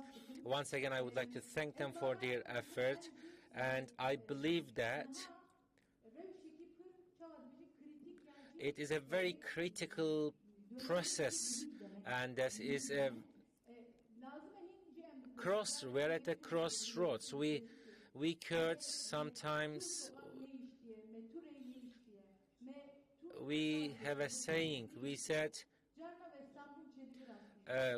we Kurds, we are also sometimes getting tired because we are in a constant struggle, but we never give up because we are very strong-willed, we are determined, and we will continue.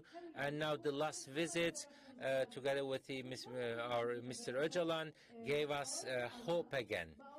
We want to see him free again, and he should be provided with necessary circumstances, conditions in terms of security and health, so that he can play his role as a peacemaker.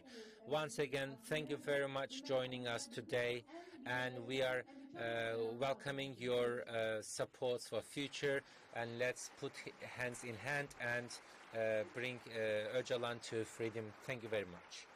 Thank you, Zilan, for such inspiring the achievement as well as challenges of the campaign. And now let us move to Mr. Nicola Frattuiani, Member of Parliament and National Secretary of Sinistra Italiana. The floor is yours.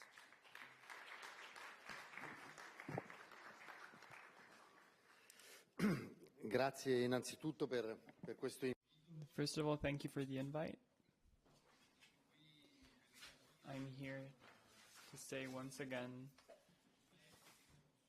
how we completely endorse, as a party, Sinistra Italiana, and the parliamentaries of Alleanza Verdi Sinistra in the Italian and European Parliament, how we endorse the campaign for the liberation of Öcalan. Our endorsement to the Kurdish cause. I'm part of a political generation which was raised getting to know this incredible story. And I still remember those days in Rome in 1999. Here there are many people who were in the streets that day.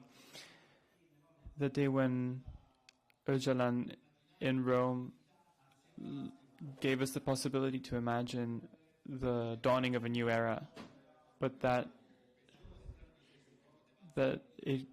time closed in the worst way possible. Öcalan was forced to leave the country, a country which didn't have the courage to protect him, to grant him the protection that he deserved, and to give him the political platform for a different solution in the conflict that Turkey is bringing forth on the Turkish people and their rights.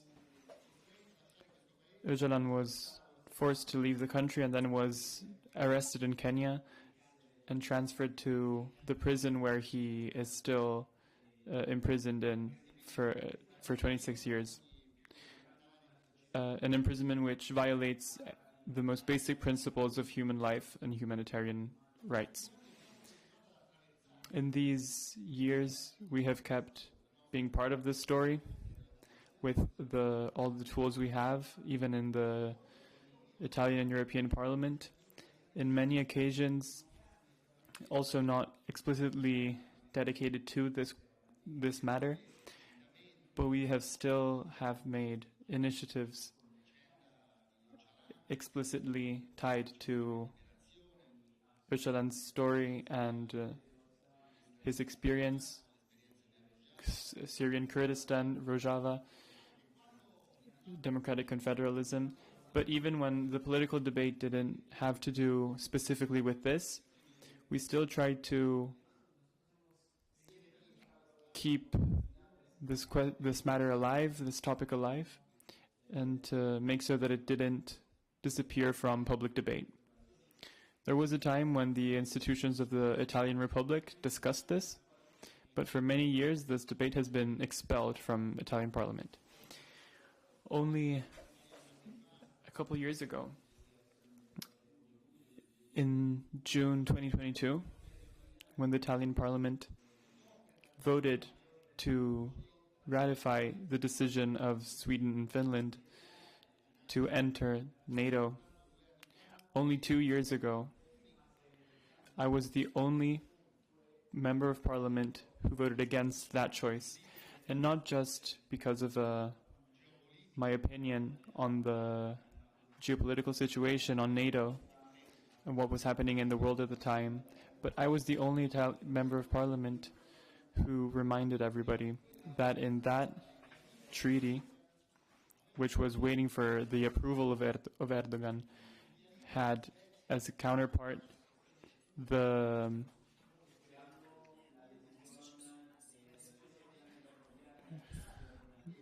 willingness of Sweden and Finland to let Turkey do what it was doing.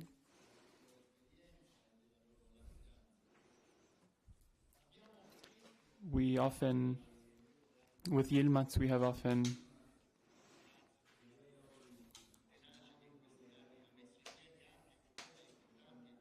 I thank Yilmaz for the work he has done with us in these years.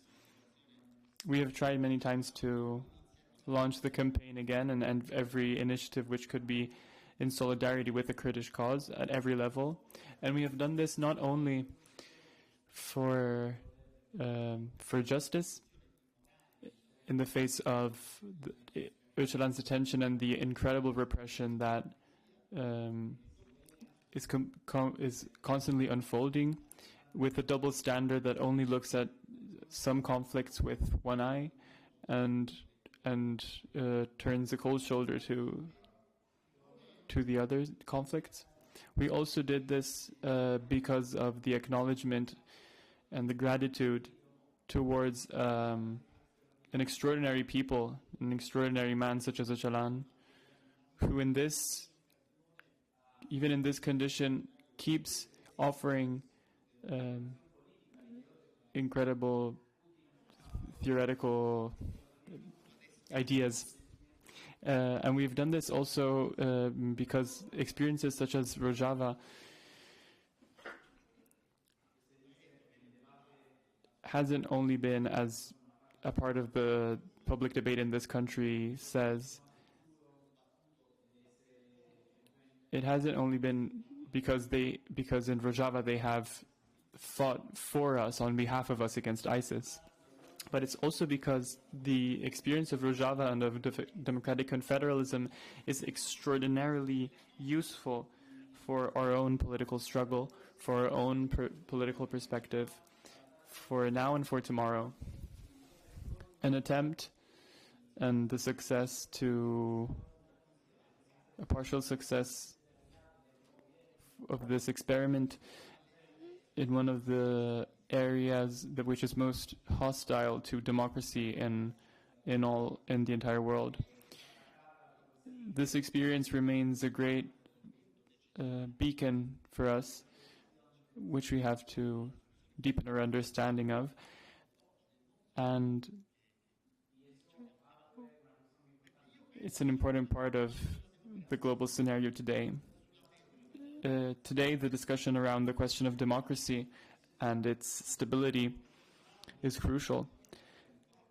Our world today is being occupied once again by war as an ordinary solution to conflict. Techno-capitalism and the far right are putting democracy in jeopardy. And the question of democracy is extremely of utter importance today. Öcalan's contribution, which he has given,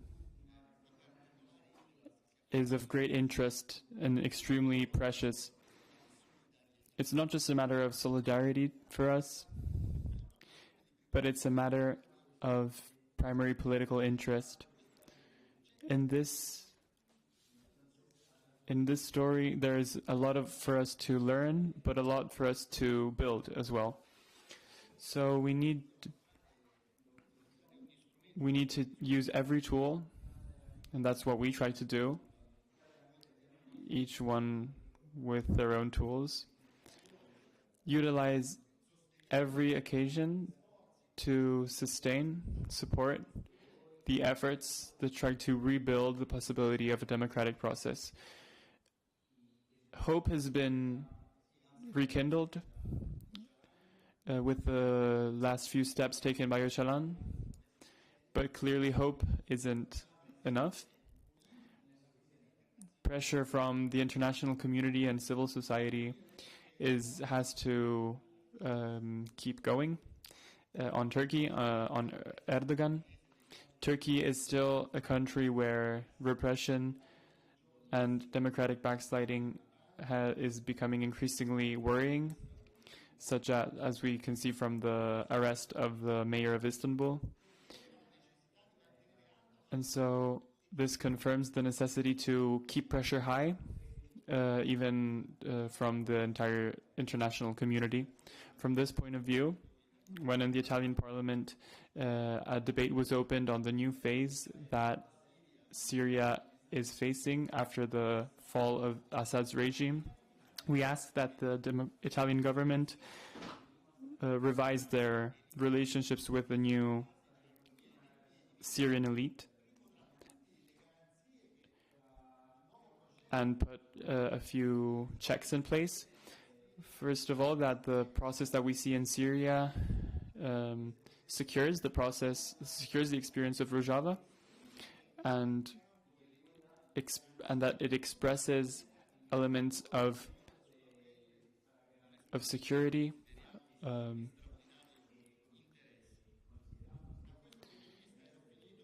from this point of view, we will keep on, for what is possible, we will keep on feeling like we're part of this great movement which hasn't lost its motivation in these years, as we have heard from these last few speakers. In these years, this movement has built richness, political richness and political intelligence, the same intelligence that Öcalan, even after 26 years of great incarceration, has kept on offering all of us.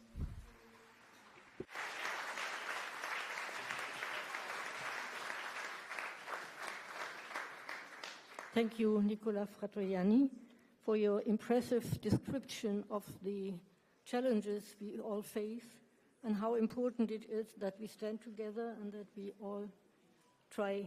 It's our own fight. It's not the fight only of the Kurdish people, and it's our ideas and our ideals that Öcalan is, Mr. Öcalan is fighting for. So we go to the next speaker. He's Mr. Emmanuel Fernandez. He is a member of Parliament and member of the Parliamentary Assembly of the Council of Europe. Please, the floor is yours. Thank you. Thank you very much. I'm very honored and proud to be here. Today, I will do it in English. I had prepared some notes in French, but I will try my best to do that in English today. Well, it has just been said that the fight for freedom for Abdullah Öcalan and for the Kurdish people is a concern for all of us, not only for Kurdish people, not only for people that are directly concerned, but the whole world is concerned because it's values of universal humanity that are in cause. And it is an international fight because, as it was said brilliantly previously, the rise of far-right regimes, of autocratic regimes all over the world, including the so-called leader of the democratic world, which are the United States of America, is not only a threat anymore, is real. So we have to face this rise of far-right all over the world and of autocratic regimes such the Turkish one, and be strong and stand together. That's why I am here today to represent La France, to represent France, to represent my political movement, La France Insoumise. And also, I would like to say, Le Nouveau Front Populaire, which is the coalition that in France won the previous general elections last summer. And it is a demonstration that if we manage to unite together and stand together, ecologists, socialists, communists, insoumis, like we do in France, we can win, we can beat the far right and the autocratic projects and manifestos. So I am here because this fight for freedom for Mr. Öcalan is legitimate, is universal, and also because it's a question of international law. It's just a question of right. And I am a member of the Parliamentary Assembly of the Council of Europe. I am, as a member of parliament in France, I am elected in Strasbourg, and as you know, Strasbourg is the place where the Council of Europe is sitting. And just in front of the Council of Europe in Strasbourg, there's this little house which has been, which is borrowed by some Kurdish friends who occupy this little house and who are there every single day for now 15 years, more than 15 years, to demand the liberation, freedom for Abdullah Öcalan. And these people are there all the time, not only during the sessions from the Council of Europe, and it is very important that this visibility can keep on. So as I said, as a member of the Parliamentary Assembly of the Council of Europe, I am raising the cause of Mr. Ocalan inside the institution because it was said before the way that Mr. Ocalan is imprisoned, is incarcerated in the Imrali prison goes completely against the Convention of Human Rights, the European Convention of Human Rights, which, by the way, was open to signatures for the first time here in Roma in 1950. So I think that the link between Strasbourg and Roma is done. And this judgment from 2014, which demands that Turkey enables Mr. Ocalan to have a right to hope and to have the possibility for his judgment to be re-examined, has to be implemented. A question was raised by my colleague Andrei Hunko from the European left, to which I belong in the Parliamentary Assembly of the Council of Europe, this week to the chair of the Committee of Ministers, which is at the moment chairing the Council of Europe. And my colleague Andrei Hunko raised the point to know where we are on this demand to Turkey to just follow the rules that they signed for, because Turkey is a member of the Convention, European Convention of Human Rights and of the Council of Europe. So the head of the Committee of Ministers, who happens to be at the moment the Foreign Minister of Luxembourg, said that it is on the agenda, it has been on the agenda for years now, and that pressure is increasing on Turkey so that this implementation of this judgment of 2014 can at last be implemented. And not only in 2014, but it's since 2005 that the European Court of Human Rights has condemned Turkey for the inhuman conditions of incarceration of Mr.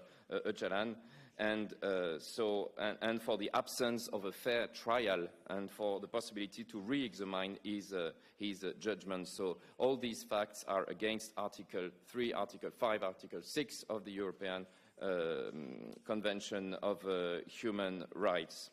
So, as I said, with my group, with my coalition in the Council of Europe, we keep the pressure on the institutions from the inside. I also have to quote somebody that is working hard there inside the European institutions, who is Mr. Faik Yagizai. He's doing a great work inside the institutions, not only the Council of Europe, but also the Parliament, the European Parliament, and he is yes, he's holding the cause of the Kurdish people at its highest point all the time in this international and European institutional environment. As a member also in France, back in France in the National Assembly, as a member of the study group on the Kurdish question, I am also active in putting pressure on the French government so that they also can pressurize Turkey so that the Kurdish cause gets solved and gets placed at the top of the agenda of the discussions between my country, France, and Turkey. And I'm also support of Mrs. Pinar Selek. You know, she's a French Turkish sociologist and researcher. She used to be a university teacher in Strasbourg for 12 years ago, and she's been harassed also by Turkish justice for more than 26 years now. She's made a lot of researches including on minorities, on LGBTQI plus people, on feminist, also the feminist question, and on the Kurdish question in Turkey. And that's the reason why she's been harassed for more than 26 years now. And there is a new audience for her end of April. And I think, I know that all of us in this room support her, and we are also behind her, so her harassment as well can stop as soon as possible from Turkish justice.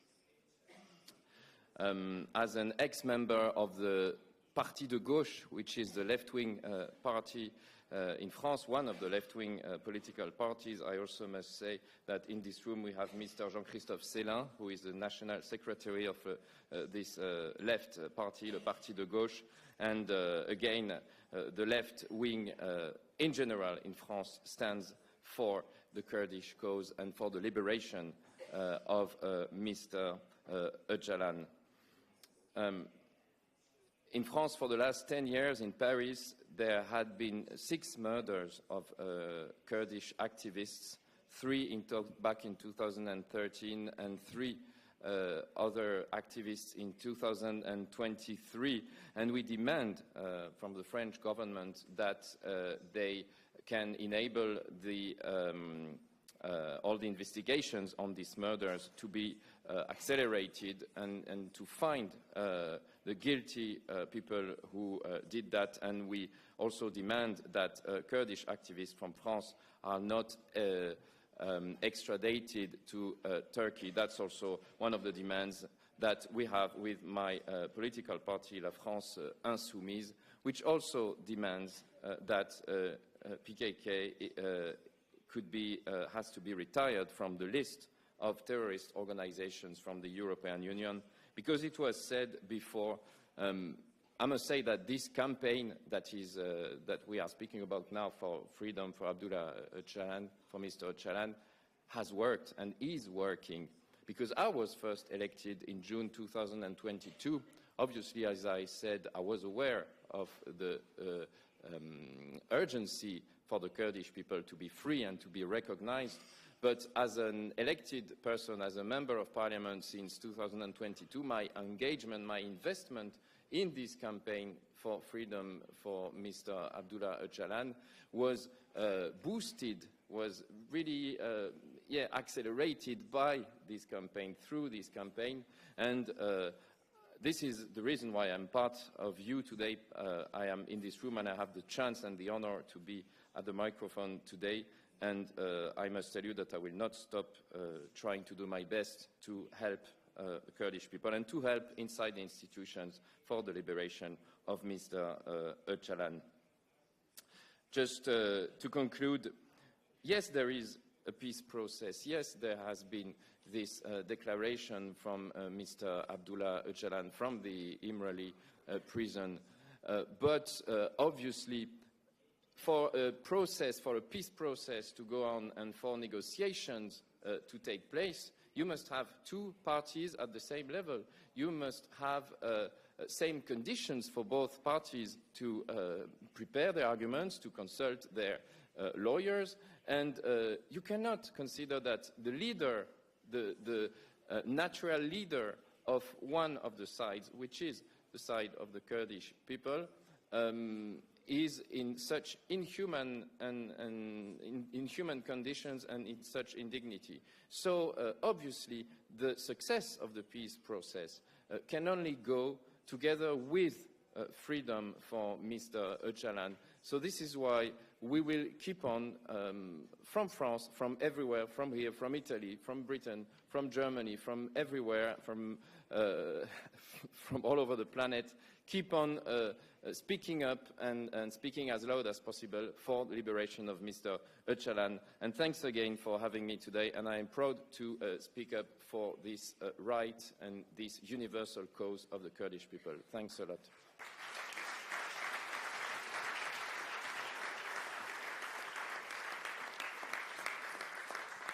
Thank you so much, Mr. Manuel Fernandez.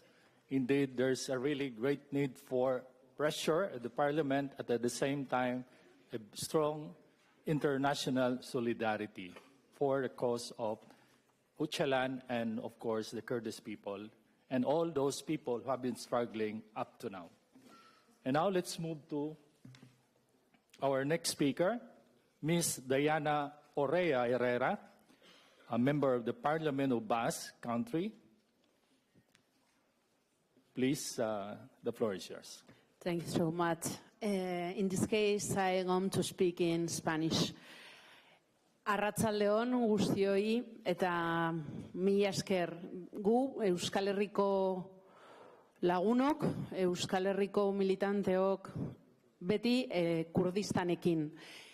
Esto lo he dicho en euskera, que es la lengua que tenemos en nuestro país, una lengua minoritaria del País Vasco.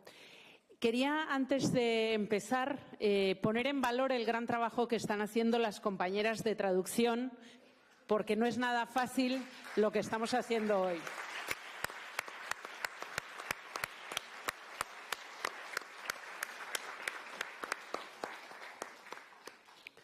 La prueba de que rendirse no es una opción la tenemos aquí, una sala abarrotada. Una sala abarrotada que dice alto y claro, Free Apo, Free Ocalan.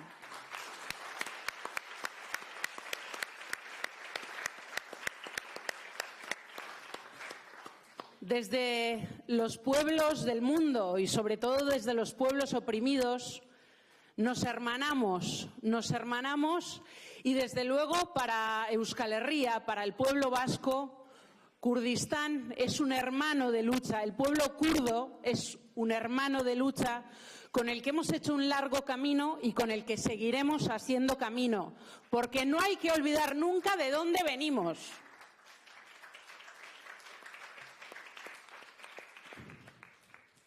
Hoy nos reúne en este maravilloso lugar de esta maravillosa ciudad, por cierto, It's the first time that we visit, and it's a really special occasion. It's something really important to continue saying that the international community is more and more present than ever. We're not going to rest until Öcalan is free to walk around Rome, Euskirchen, and the streets of the world.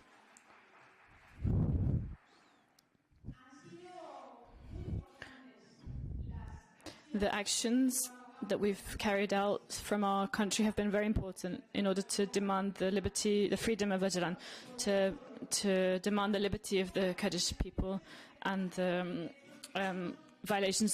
violations of human rights that criminals like Erdogan have carried out in a systematic way.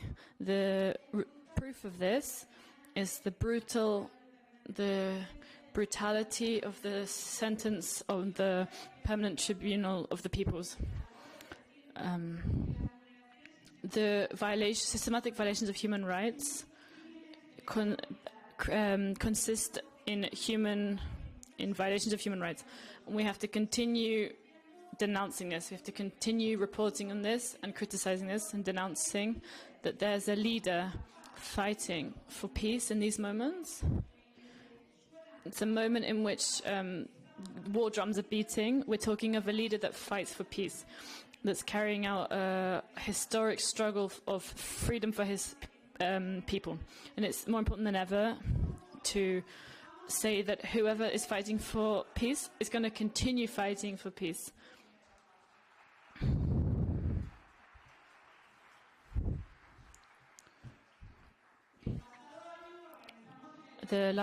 Last year, we organized in the Basque Country a conference to demand freedom for Öcalan. We organized, and Fernando Berrera took part in this conference, among other people. The lawyer who is carrying out the Freedom for Öcalan campaign, and we managed to talk in depth about the situations. And it's more important than ever to denounce the situation in which many political prisoners like Öcalan find themselves in. Situations of isolation, torture, brutal situations. That's why we're really happy that since the important fundamental declaration that a few weeks ago came out, it seems to us a really important step. But it's absolutely not necessary. It's important but not enough, because those who fight for peace and liberty and freedom and the human rights of their people definitely shouldn't be in prison. They should be in the street fighting together with the citizens. And that's what we continue demanding for Abdullah Öcalan. There are many people that accompany us, social organizations, trade unions, political organizations. There are many territories, many nations like mine, Galicia, Catalonia, Euskera, Aragon, Asturias that are here. People who represent organizations that are sacrificing a lot to defend the Kurdish people. I think it's really important to continue articulating our struggles and prioritizing the defense of human rights and the rights of the Kurdish people. And also continue investigating, and that's why it's important to have conferences like this one, that they will not pass.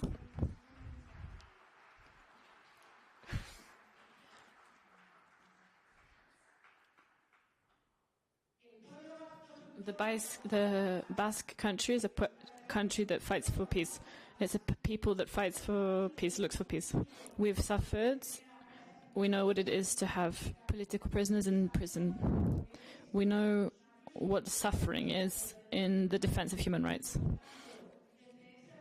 And from this fraternity, we continue in the fight, in the struggle, together with the Kurdish people. And from here, we say loudly and clearly that we will continue at your side. We will continue firmly accompanying the Kurdish people today and always. Thank you very much.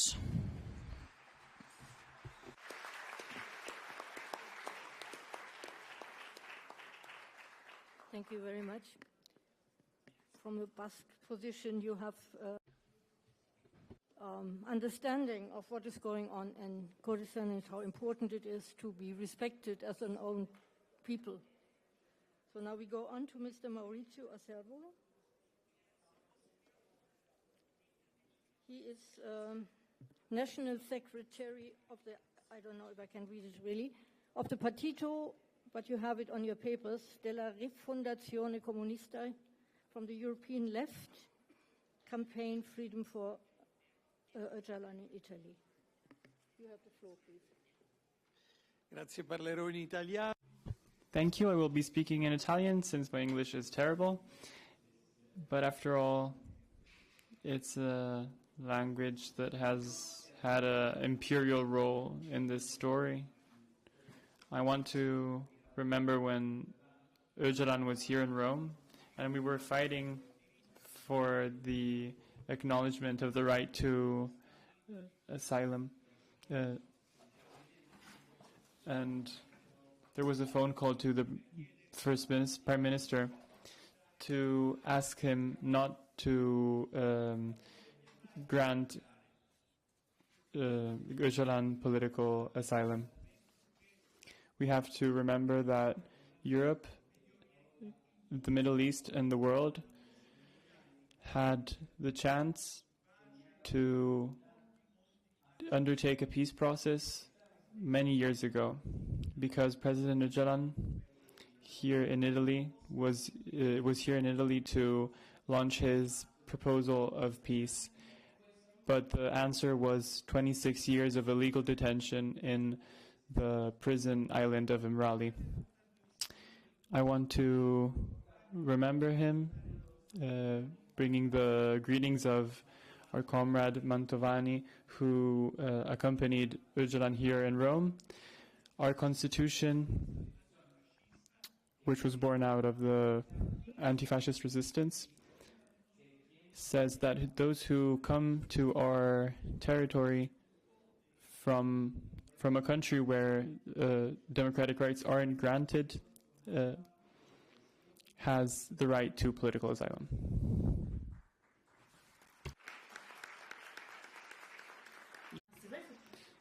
Italy, democratic Italy, wasn't in solidarity as she should have based on the Constitution. For this reason, as anti-fascists, we have always believed it a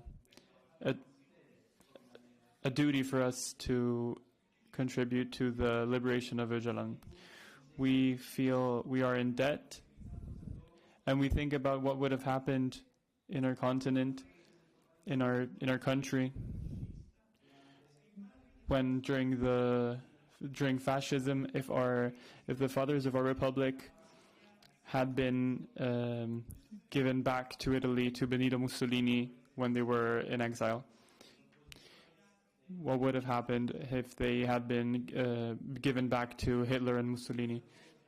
I think that the struggle for the liberation of Abdullah Öcalan is a struggle to find the anti-fascist roots of Europe.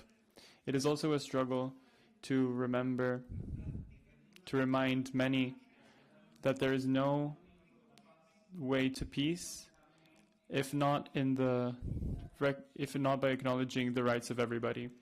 In this moment, capitalist modernity is bringing us to war of everybody against everybody. The state reason is using peoples as fodder to the interests of the rich and powerful. Fighting for liberation of Öcalan means not only proposing a solution of peace and democracy for Turkey and for the entire Middle East, but also to propose a key to face the problems that humanity is facing. Humanity which is always risking to end up into commercial war and actual warfare. For us, Öcalan isn't just the leader of a people, but he's also our comrade.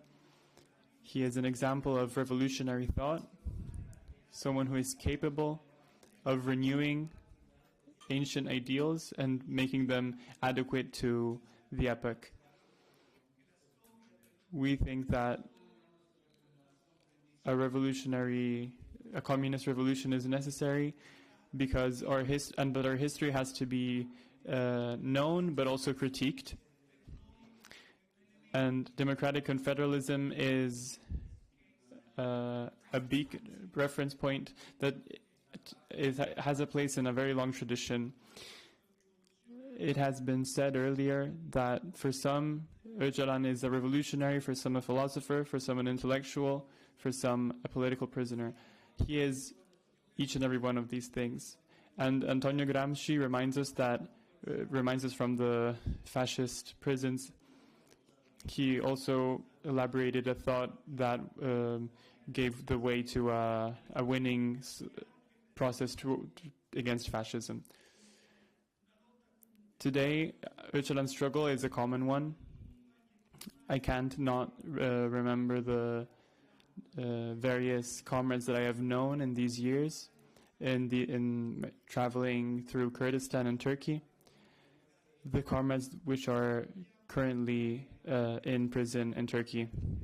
As Italian comrades, as European comrades, we have to keep insisting on the liberation of Öcalan, and also that the European Union do everything in its power to liberate all of the political prisoners in Turkey, and to do everything in its power starting from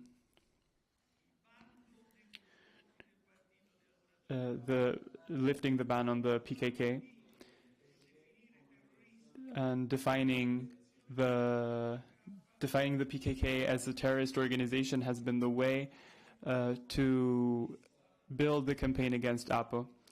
We will never forget him, and we will never forget that, and we will never forget the defamation and the way he was represented. At the time, the public opinion didn't know about the Kurdish struggle. We were very few who knew about it, but today a majority of the population knows and empathizes with the Kurdish cause. We don't. This isn't because of the media, but it's because of the example that the activists and the fighters, the Kurdish fighters, have given in these years. I want to remember especially the heroic resistance of Kobane. It is a duty for Europe, which speaks many words of democracy. It is a duty for Europe to defend Rojava and its experience of self-government, of tolerance, of communal living, coexistence. The last thing I want to say is that the request for the liberation of Ocalan is similar to the one for Nelson Mandela. There are no treaties from inside a prison. The process of peace in South Africa, which avoided a bloodbath, is an example. So the first step towards peace is the liberation of Abdullah Öcalan. And I'll finish by saying that between the many things that he has taught us, that Öcalan has taught us, there is a very important lesson that I think all of us have to learn, not just the radical militant left, but also the state elites of this planet. Even regardless of the systemic violence that the Kurdish people has endured, the words of Öcalan aren't words of resentment and of hate. They are words that are animated by a message of peace and humanity, a message that is what the planet and the humanity needs the most right now, while they are trying to bring us into war. This is why we think that while from Gaza to Ukraine, a conflict without end ensues, and a massacre without end in Ukraine, we think that democratic confederalism teaches that the ways of intelligence, of rationality, of human emotion, and those of liberation of people, they can march together towards peace, and that the only answer to the contradictions that we are living, freedom for Öcalan, freedom for all of the political prisoners in Turkey, in the Middle East, and in Europe.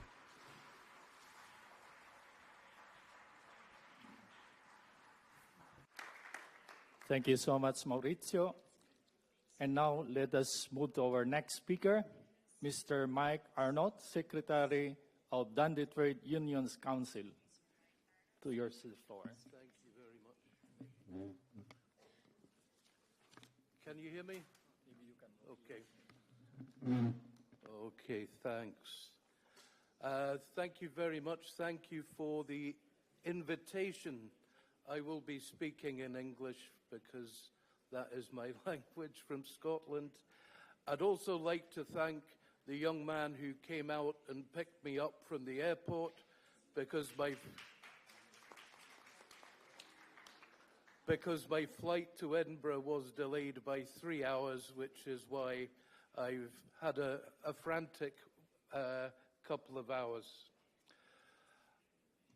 I'm sad to report that there is no evidence of a change of attitude from the relatively new British Labour government elected last year, either on Öcalan in particular or on Turkey and the Erdogan government in general.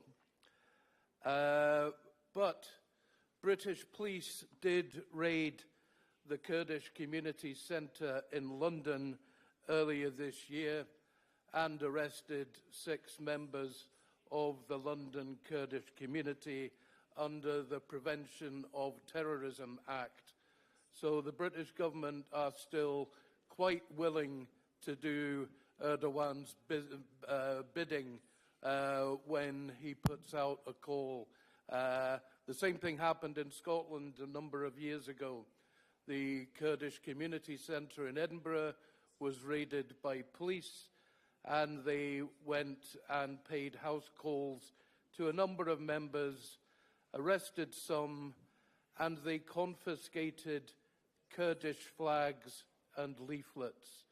So the British government is still quite willing to do the bidding of Erdogan's government in putting pressure on Kurdish citizens and the Kurdish community in Scotland and in the UK. 2 years ago, as president of the Scottish TUC, I was honoured to be invited to join protests outside the European parliaments in both Brussels and Strasbourg, where Kurdish community speakers and international trade union supporters called for the European Union, the Council of Europe and its Committee for the Prevention of Torture to act on Abdullah Öcalan's continuing isolation in Imrali prison and to work for his release.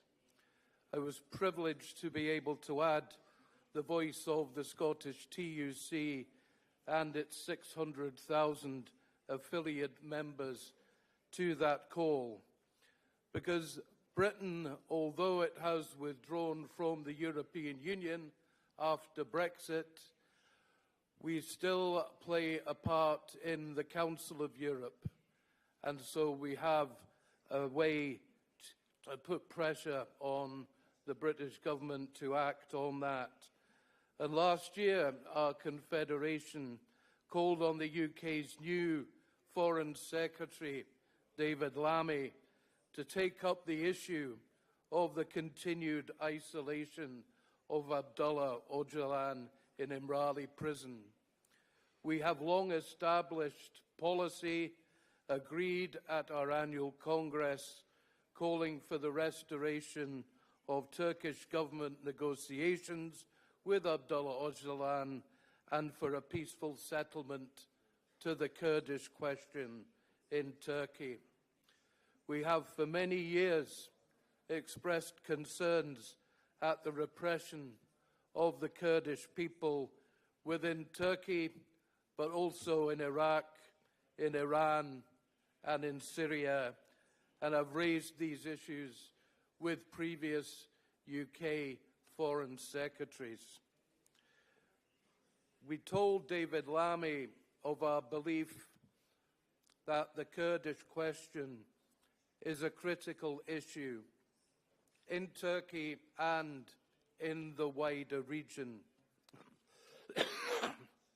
for achieving peace, for achieving democracy and respect for human rights, and that Öcalan's release would be a significant and a crucial step forward. I raise again that call on David Lammy on behalf of the United Kingdom government to make representations to the Turkish government, urging them to work towards Öcalan's release as a positive move towards resolving the Kurdish question in Turkey. But I would also like to take this opportunity to thank Kurdish Progressive Movement and to thank Abdullah Öcalan. Thank you for the influence of your movement, for your ideas, not just on how to change things in the Kurdish homeland, but on how we can all hope for a different society. Your movement is helping to change the way we think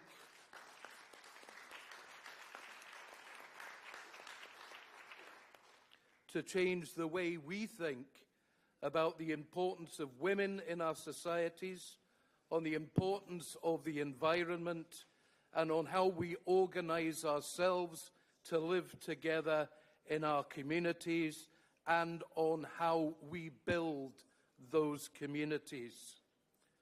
And we thank you for Rojava and for what it represents through its ongoing revolution.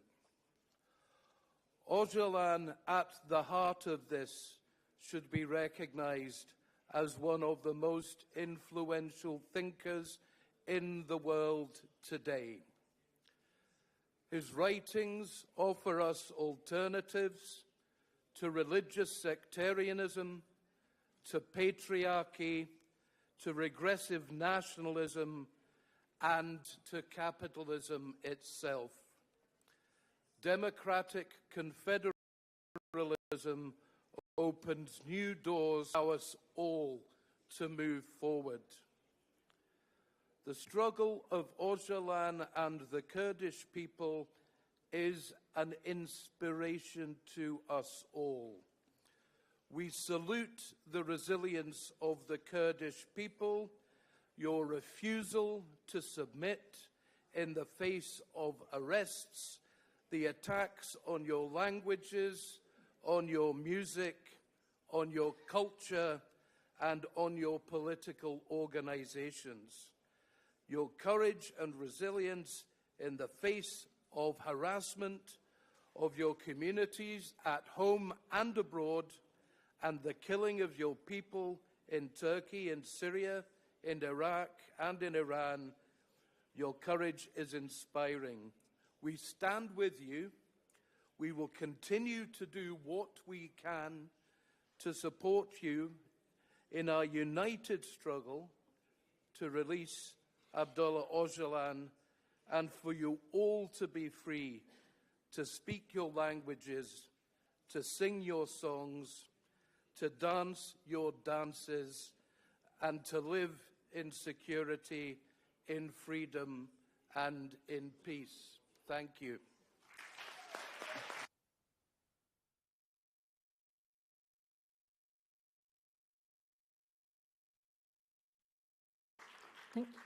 Thank you very much, Mike, for this appeal, for this cordial appeal, which we agree, I think.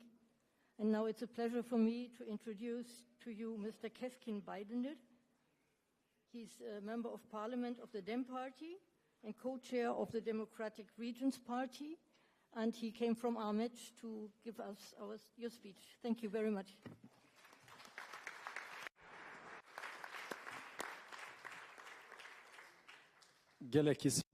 Thank you very much. I'm going to speak in my language, in Kurdish language. This is my very first time that I am taking part in such a conference and in Rome. I come from North Kurdistan. Indeed, when I came to this Rome, I had these emotions because I remembered those days, because Rome has a significance in our struggle, and our Kurdish leader spent 50 days in this town. That's why Rome has a significant place. And there is even a song written about Rome.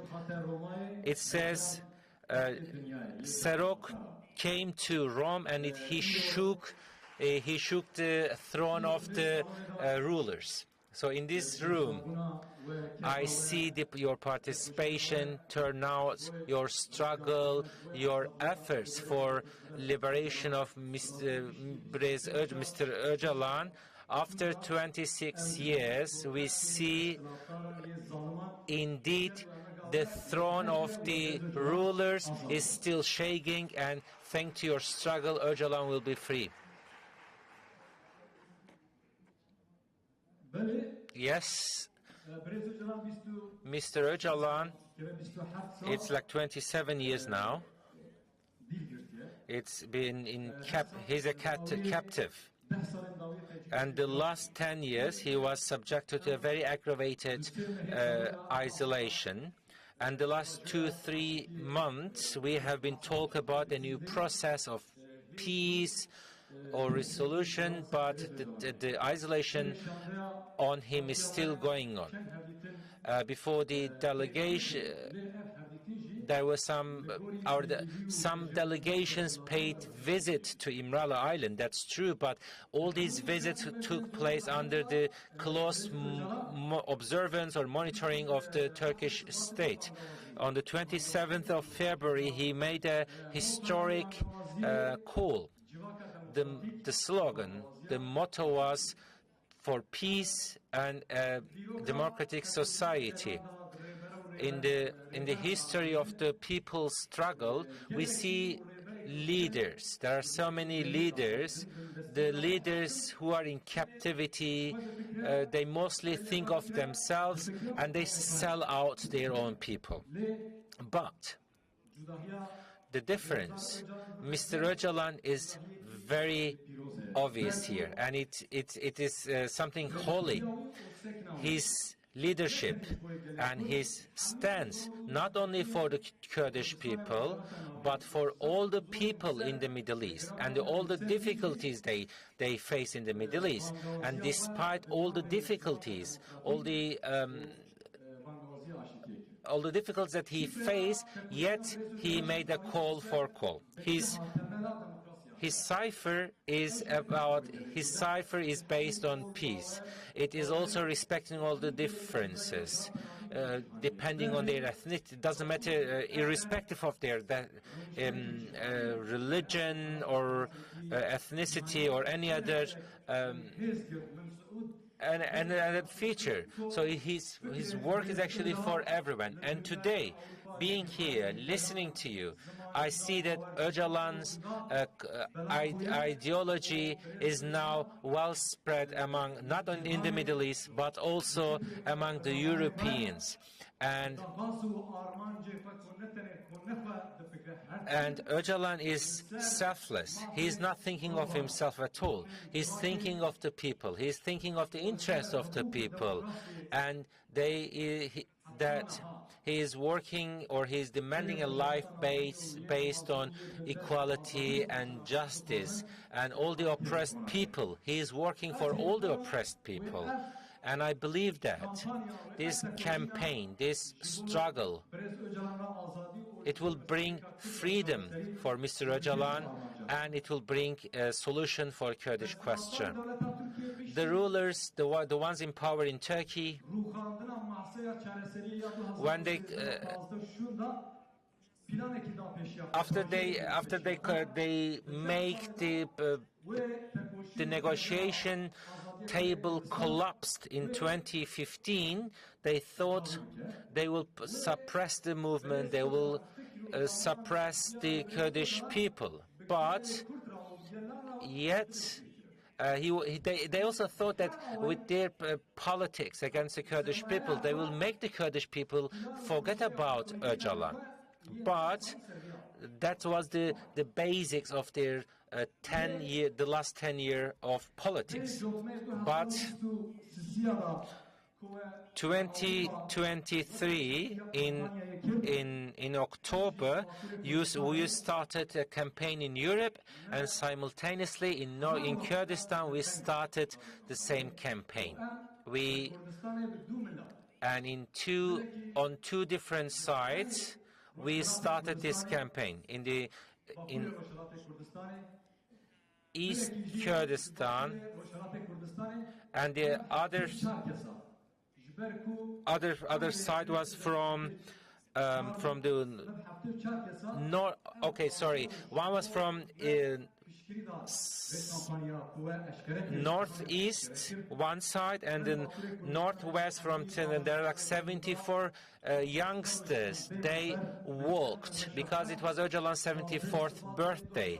And on the 15th of February 2024, we ended our march in Amara village where Öcalan is born. And your struggle, your efforts that you have been putting in this campaign for years, and it also has its echo, it finds its answer in North Kurdistan. I don't know how much you can follow them in the social media or on the TV, but maybe we will have time. We can also talk about the periods after Öcalan made the call, how it was echoed in North Kurdistan, in every Kurdish city. We can say this campaign that you started, the main objective was that we have our self-confidence and we become more powerful. That worked, And all the this campaign was a very strong answer in the face of the politics of the Turkish government and their partner MHP, the Nationalist Party, that have been trying to make Öcalan forgotten. And now today we know that all over the world Mr. Öcalan's call is now discussed, but yet there is still isolation. Isolation is still going on. We have to increase our work. We have to do our initiatives for diplomacy, for the people, everyone who are supporting this cause, everyone supporting Kurdish cause. We have to reach out more people and bring all these struggles together and make it even more widespread all over the world. In order to that, we still have lots to do. But one of the main obstacles, we destroyed it. It was that Turkish government has failed. They thought if they increase the pressure, nobody will make Öcalan's idea their own, or they will not support Öcalan's idea, but they failed. We destroyed the first obstacle, barrier in front of us. And so everybody might ask, what happened that on the 1st of October, the leader of the ultra-nationalist party, Bahçeli, spoke and talked about peace. It's why one of the reasons was, of course, the latest developments in the Middle East. But a bigger factor was the struggle of the Kurdish people. That's the struggle of yours that you conducted for Öcalan's freedom. So,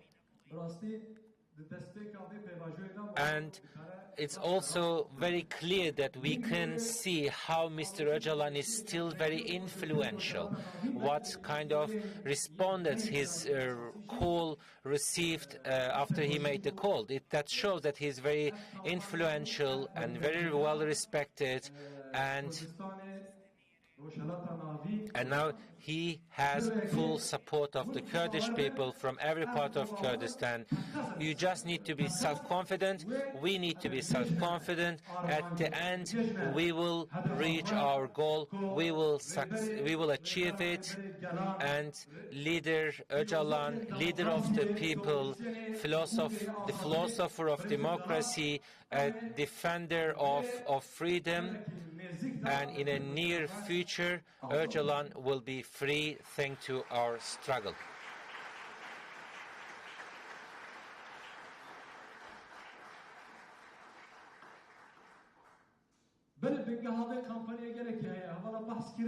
We also listened to the background of this campaign, the long background since the day that he was captured as a result of international conspiracy. The motto was that you cannot darken our sun. And that struggle that started 26 years ago, now today it reached its peak, a historical turning point today. And in Kurdistan, now we'll talk about the process. We say, colloquially, we call it peace, process of freedom, but after his call, after Öcalan's call, it is the turn of the Turkish government to take necessary steps.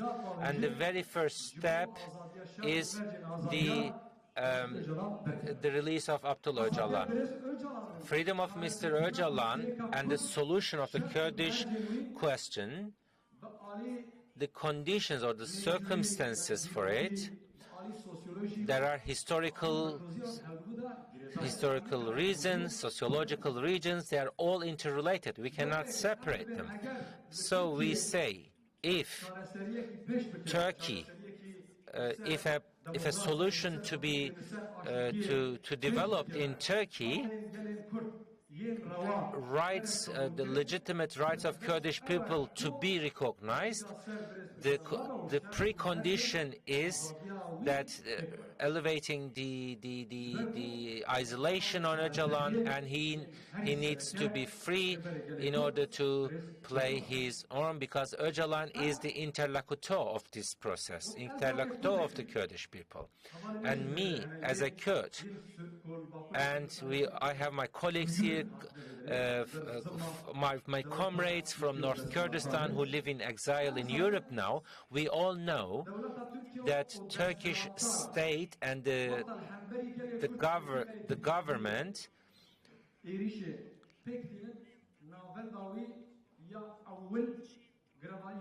every time that they increase the suppression or the oppression against the Kurdish people, it starts on İmralı Island. They increase this oppression on Öcalan, they make their trial, they test it, and then they apply the same oppression on the Kurdish people. Therefore, the freedom of Abdullah Öcalan and freedom of the Kurdish people, they are like two circles in each other.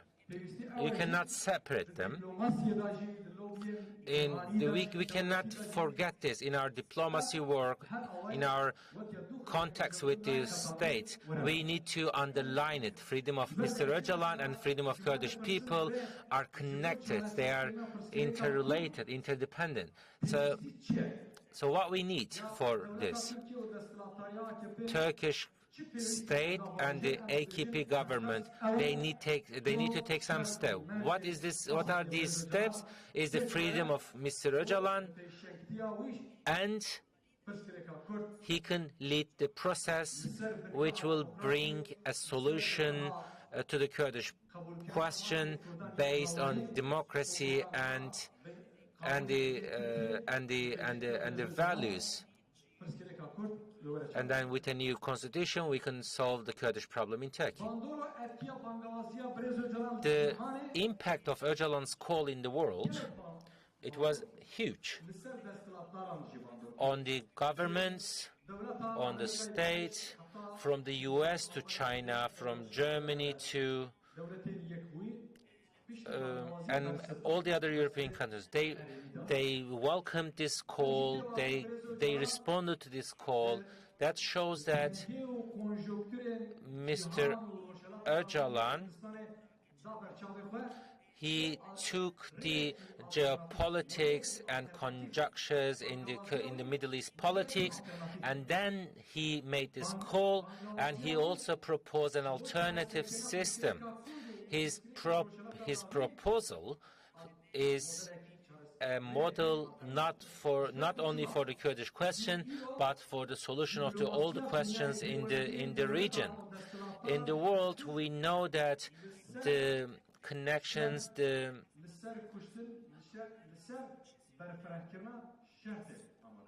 interstate relationships are all based on war and expansion.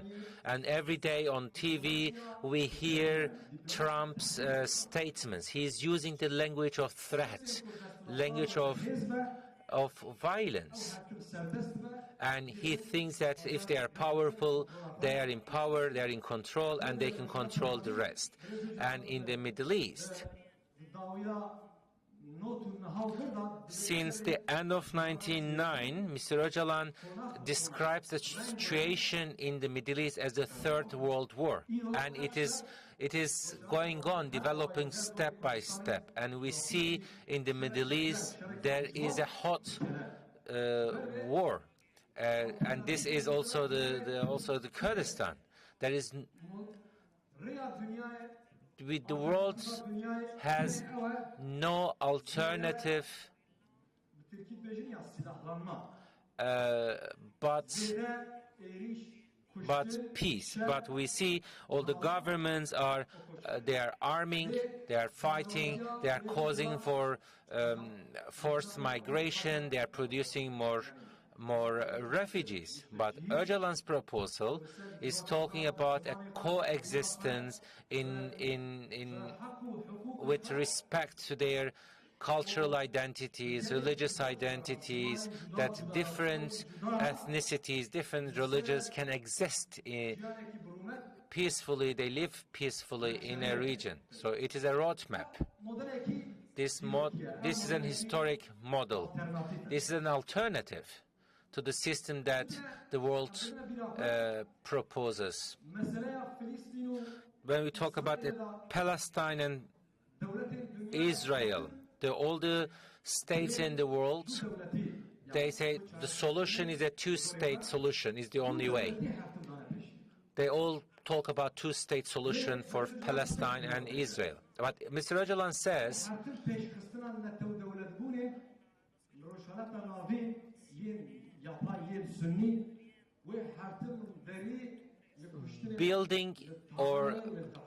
building new artificial nation states in the Middle East will bring more destruction in the end.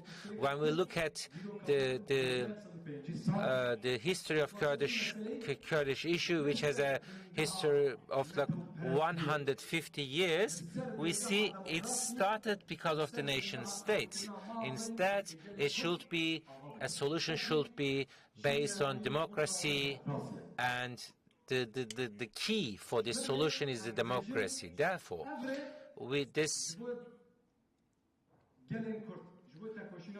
path, this road for Kurdish people, for the struggle of Kurdish people, but also for the Turkish government and Turkish people, is the easiest way, this road that Öcalan proposes. There is a month passed over this call, but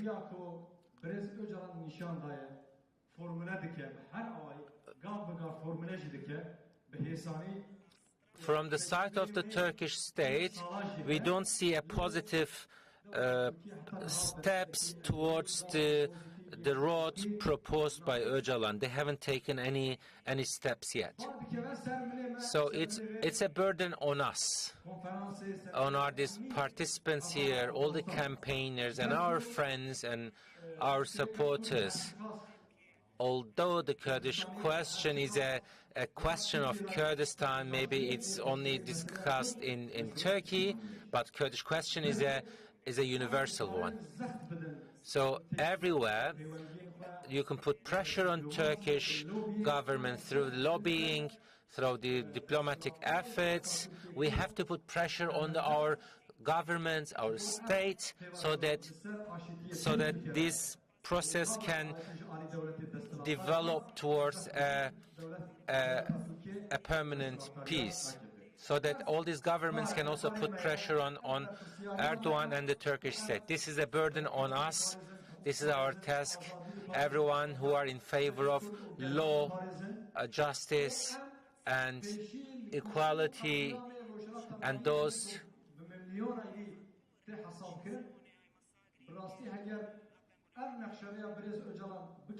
who are trying to prevent and stop all this bloodshed that is taking place in the Middle East and claiming thousands of casualties every day, we all need to we should continue our struggle to stop this migration, bloodshed and destruction in the Middle East, and I'm convinced that we have the power. That's why this is a very valuable work, a very difficult one, but also a very valuable one.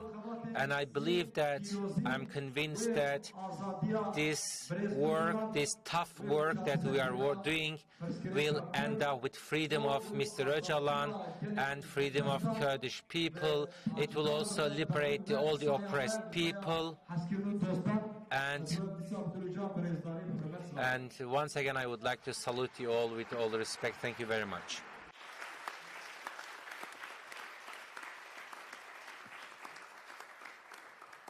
Thank you so much, Mr. Keskin, especially for reminding that the struggle of freedom for Öcalan and the Kurdish people are two interrelated and inseparable struggles.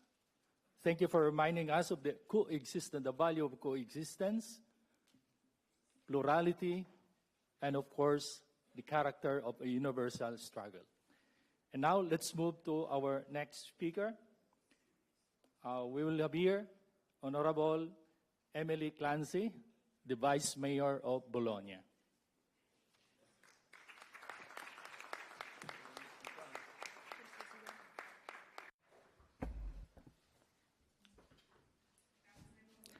Thank you very much, comrade.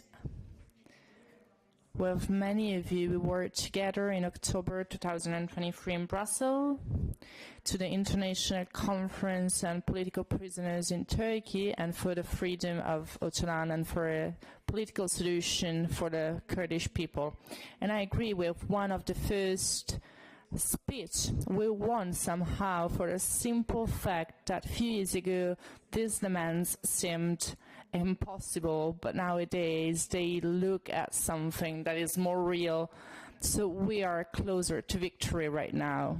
I want to thank you from heart, because if it was not for Rete Kurdistan Italia and many movements and parties and collectives all over the world, this would not be possible, and we would not be here today for this extraordinary struggle led by the Kurdish people. In Bologna, also thanks to association like Yabasta, the link between our city and the Kurdish movement, the Kurdish people, has been consolidated and is strong.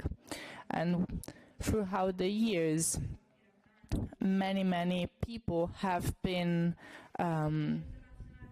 welcomed.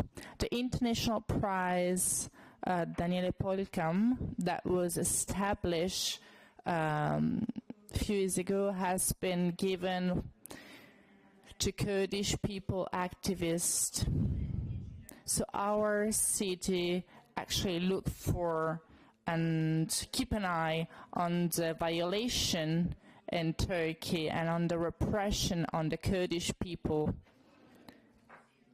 Also within the heart of democracy, because such violations also affects journalists, students, teachers, and so on. So a few days ago on the facade of our city council, the mayor put a banner asking for the freedom of the mayor of Istanbul. So many things have already been said on the figure of Ocalan, on his thought, on the incredible experience of democratic confederalism, which are today probably one of the most important heritage for the neo-municipalists. So as for movements such as the one I'm part of, this movement would not be the same if it was not for this heritage, for this political heritage. So if today we are feminist, eco-socialist, anti-capitalist, if we get the importance of bottom-up organization and the idea of working for a community, if we are rooted in our cities, in our streets, also keeping an eye on the international solidarity and respecting the right of self-determination, this is also thanks to the thought of Abdullah Ocalan. And I think it is important to state this, thinking about the many parties and movements of the left. For many decades also, European left has lost itself within struggles, internal struggles, struggles for civil rights and social rights, keeping separated, for instance, questions related to social rights. But there was a thinker like Murray Bookchin who was able to see how these all were connected, and we had to think on the level of oppression, which is force and labor oppression, which is the oppression of gender, oppression of humanity against planet. If we do not defeat these issues, we will not be the united left that we need. And Ocalan always said that with great clarity.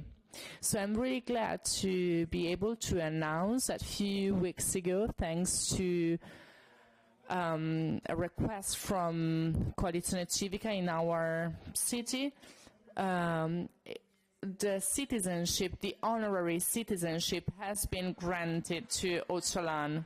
And a few days ago, in a ceremony with his nephew, we are going to give the citizenship to Ocalan. And even though he has not been freed yet, we are going to fight until he will be released.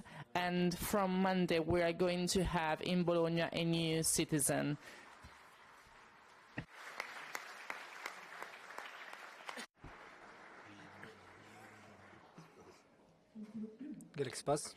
Mille.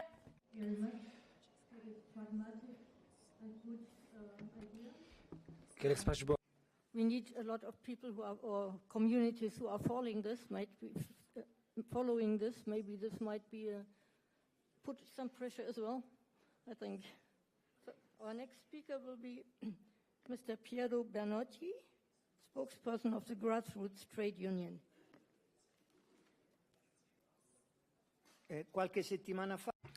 A few weeks ago, I published on my website, my personal website, a kind of complaint of protest. I wanted to speak to comrades. I use this term to indicate all of those kind of anti-capitalist leftists, which works in a diffused way in our country. I said, how is it possible that giving the massive mobilization for the Palestinian people, there's nothing analogous, nothing similar for the Kurdish people?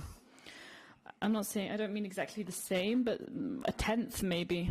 I'm talking about Italy here, because the proportion is very notable. Why is it that no university of Italy has been occupied, even a small classroom, to defend the Kurdish people's struggle? Why? How is it possible that there's not been any proposals, boycotts? Why has nobody been attacking Erdogan as we justifiably attack Netanyahu? But have Kurdish people not lost enough blood? They haven't even given their blood for themselves. The struggle that has prevented Daesh, ISIS, to continue and go on from its stronghold was not won by the US. I say US people, not America, because America is a grand continent and the United States is just a sixth of the continent. So we shouldn't give them the name of the whole continent. Not talking about the last 20, 30 years, but the last centuries. The elimination, the genocide. I didn't get any response, any serious responses. Some complaints, because it seemed like I was trying to diminish the Palestinian struggle. And a few replies, I'm embarrassed to even talk about them, saying that the Kurdish people are imperialists, proud imperialists, because they were helped by the US. Apart from the fact that the help of the US was not really a real help, because they knew that because nobody actually went there to help ISIS and Daesh. It was useful for everyone that the Kurdish people fought on behalf of everyone. But immediately afterwards, once that period was cancelled from memory, Biden, and let's not even mention Trump, didn't give any arms. Our partisans got quite a lot of weapons from the US and from the UK. Anyway, this reply is not a real reply. It's an idiotic reply. There's no real reply.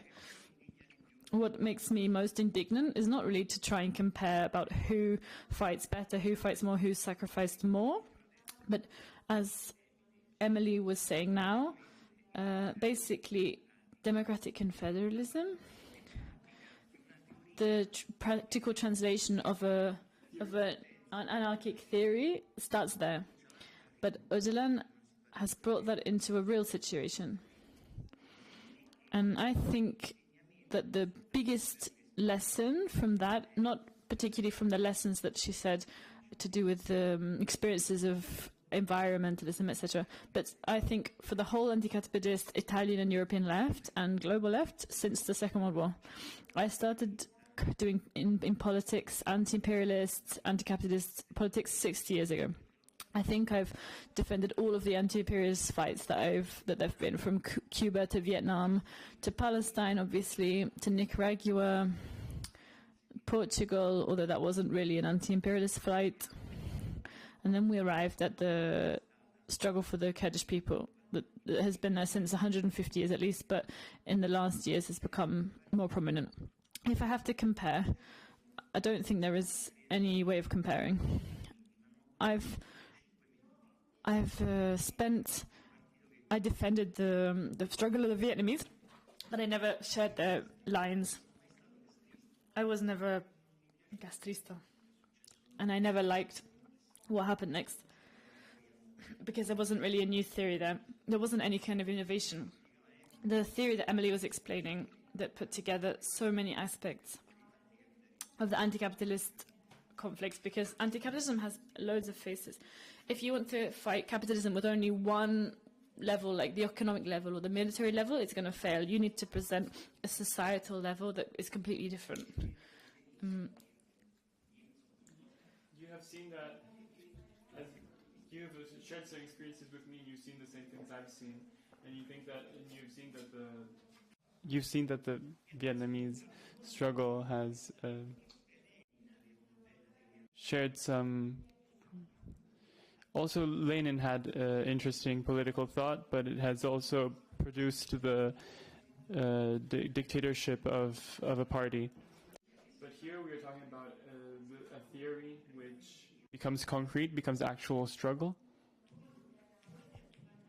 And I challenge you to try and find something that isn't okay with this theory. And as Keskin reminded us earlier, Kurdish politics doesn't aim to create another state, but defies statism.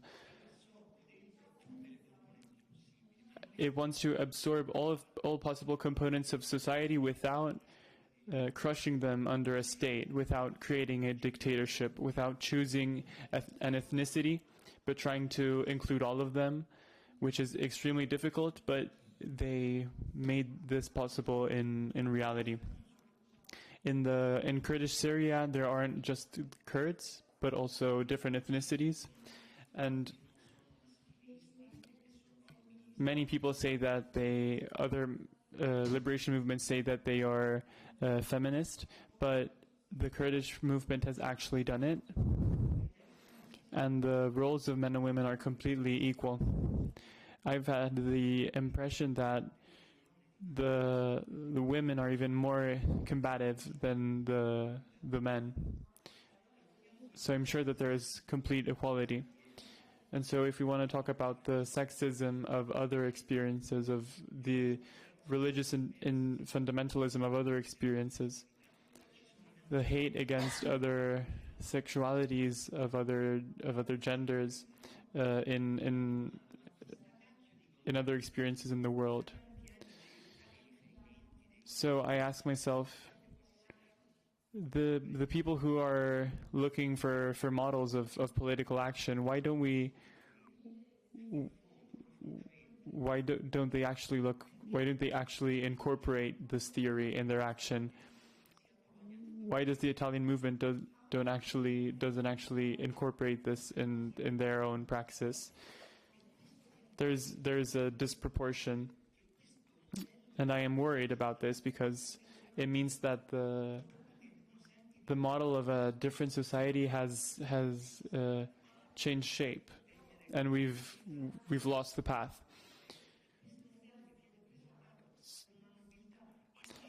So this model So this model has shown extraordinary pacifism, as we see from the example of Ocalan, which has been imprisoned for 26 years.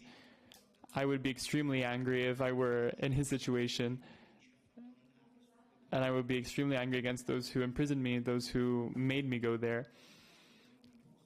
But still, Ocalan expresses himself like an apostle, as though he were like like he is telling the gospel. Yeah. Against the perfectly pacific, even against his enemies. So I don't understand why there isn't a political openness to all of this. I don't share the optimism, which I don't know if it's necessary. I don't share the optimism towards the answers that Turkey is going to give, but not because I am diffident by nature.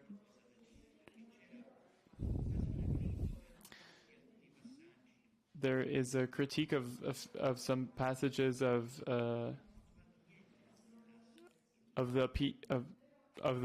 conflicts of the movement. I haven't found any problem in all of these years, but as the deputy correctly stated, it's only been 2 months, and it's not like there haven't been any positive signs. One very important sign has been the arrest of Imamoglu. He was imprisoned with the possibility, with other 150 members of the party. And I know that you all know this.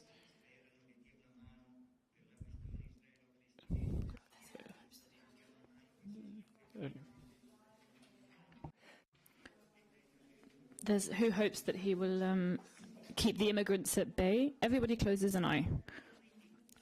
So, if I have to tell you the truth, I don't really see such an enthusiastic situation. I think it's important to reinforce the fact that everyone's making deals. They weren't really anti-imperialists. I hear these kind of bullshit in going around. So I'd make a call without shame, without being embarrassed. We're not in Italy. We're not ready for this. We're not at the level of this. I hear these applause to Rome, but Rome betrayed Ocalan. If Ocalan is in prison, not us Romans, but who was in command? Who was in command when they gave up Ocalan and they betrayed Ocalan? He came to Italy trusting, and he was completely betrayed. In this way,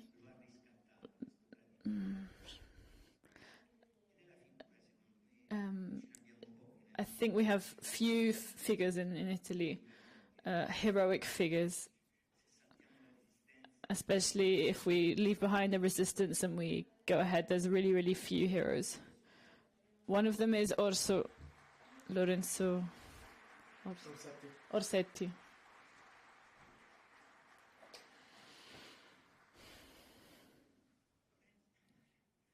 It's difficult. Lorenzo wrote one thing before dying. He said, "When I will die,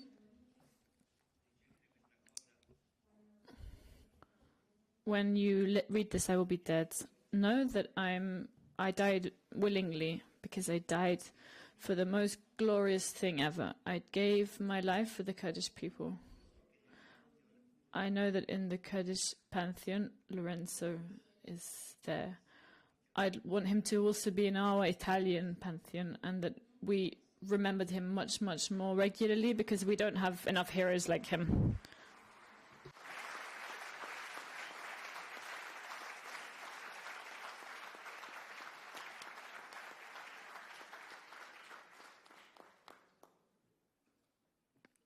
Thank you, Piero. The emotional adding to our round. We now call for Mrs. Maria Jose Cani. Human Rights Director. She's not coming from Argentina. She is on the screen. So you have the floor. Buenos días. Good morning to everyone, to all the comrades. At the beginning, I will thank for the invitation, and I greet the conference to carry out the political action that is needed now to win finally the freedom of Abdullah Öcalan. We need to tell you that in our country here in Argentina, together with the Kurdish women's movement in November of last year, we began the chapter of the campaign here in Argentina.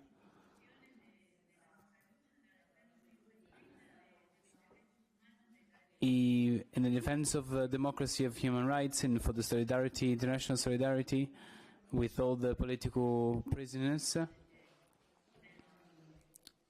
of the whole world. Not only in the region, but in the whole world. Continuing with the comrades, we managed to bring together more than 500 signatures from organizations, trade unions, political, religious organizations, human rights, and different personalities of the region. And we showed with strength that Latin America is not going to turn their back on the Kurdish people. On the other hand, it is going to accompany them, and that it's decided to work together on their objectives. Also, many deputies from different parties and socialist workers' parties who supported on the National Congress of our country, and with who we managed to have a public audience, which was banned by Milei's Argentinian government, which was denounced by all the organizations, obviously.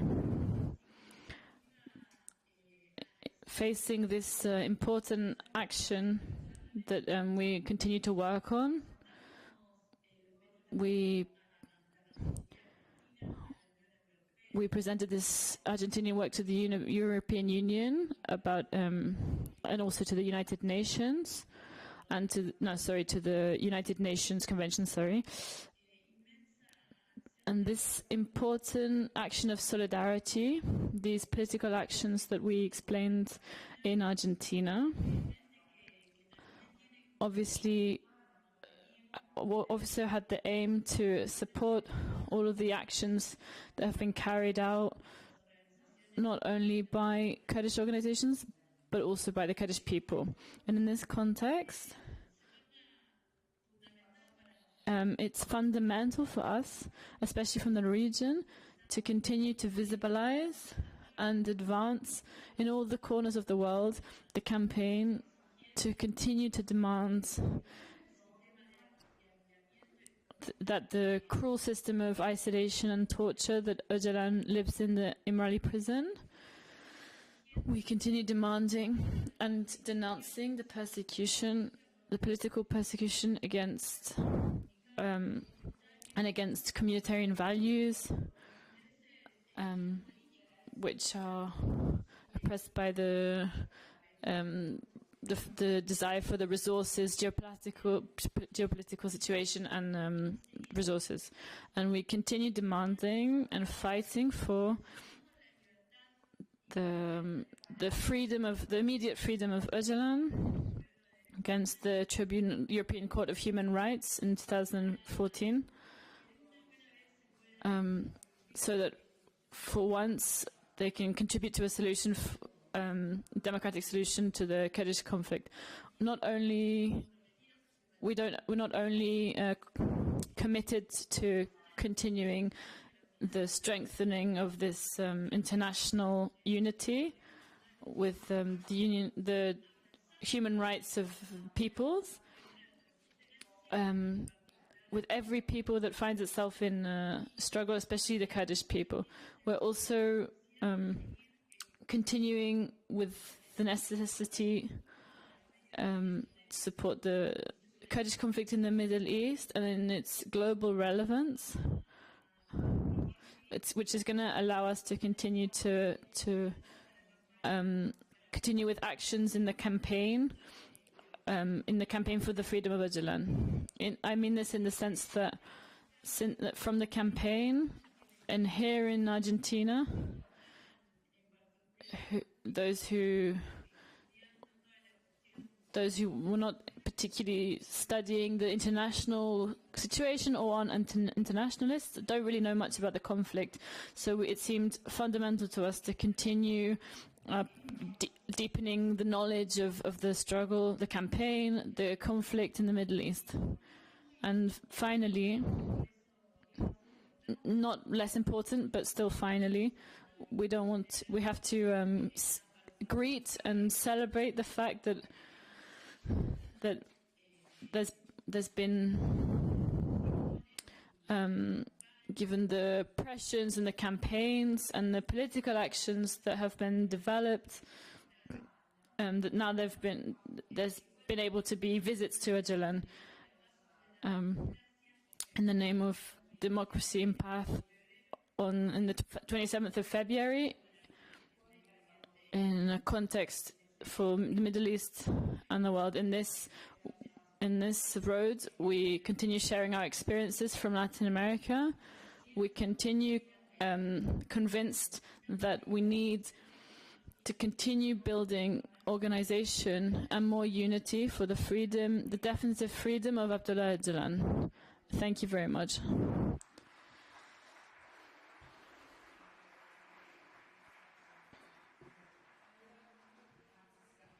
It's Maria Cano. And now let's move, last but not the least, may I call on the Mayor of Martano, Pavio Tarantino.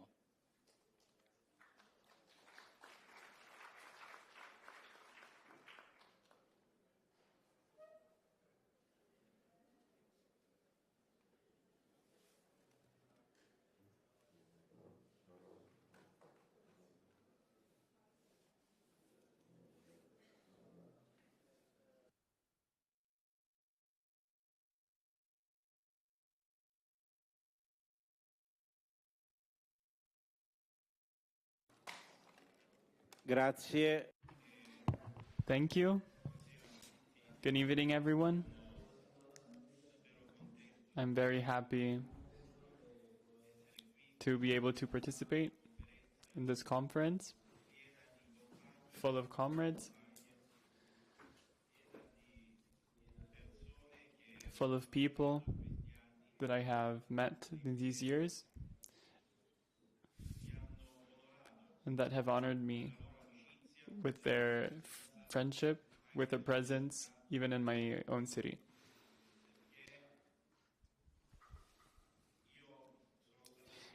I have been invited here, and I do this with pleasure,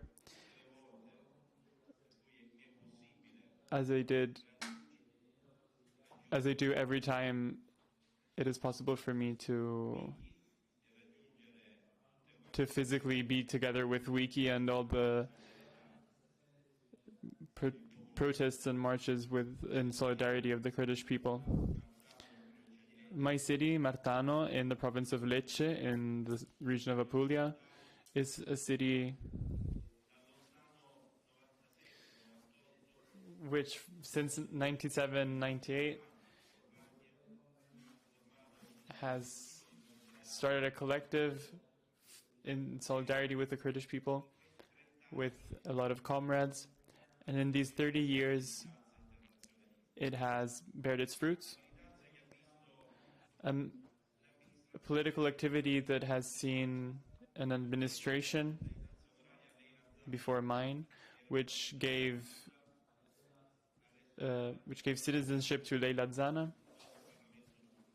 who was a Kurdish political prisoner. And my administration in 2017, during our first mandate, gave the honorary citizenship to Abdullah Öcalan.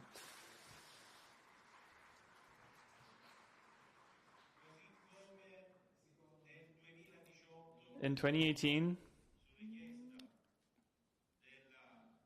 by request of the Kurdish public opinion, we went to Strasbourg in a march which was held in the Strasbourg Square,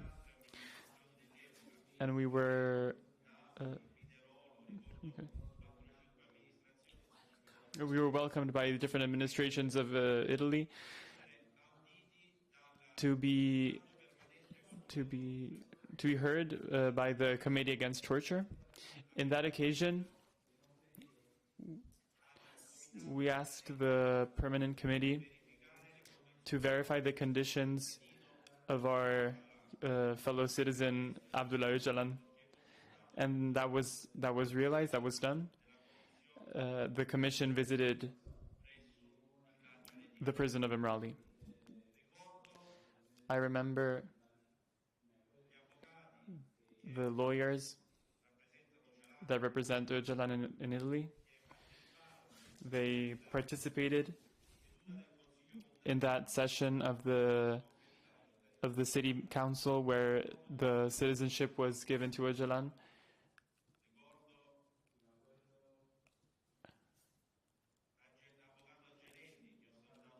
I remember the lawyer Angelelli. I remember Malinconico. I remember the lawyer Salerni.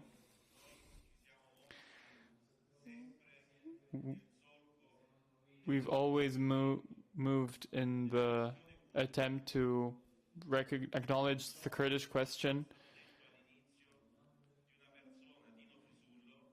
in the name of Dino Frisullo, who in Puglia has taught us to love Kurdistan.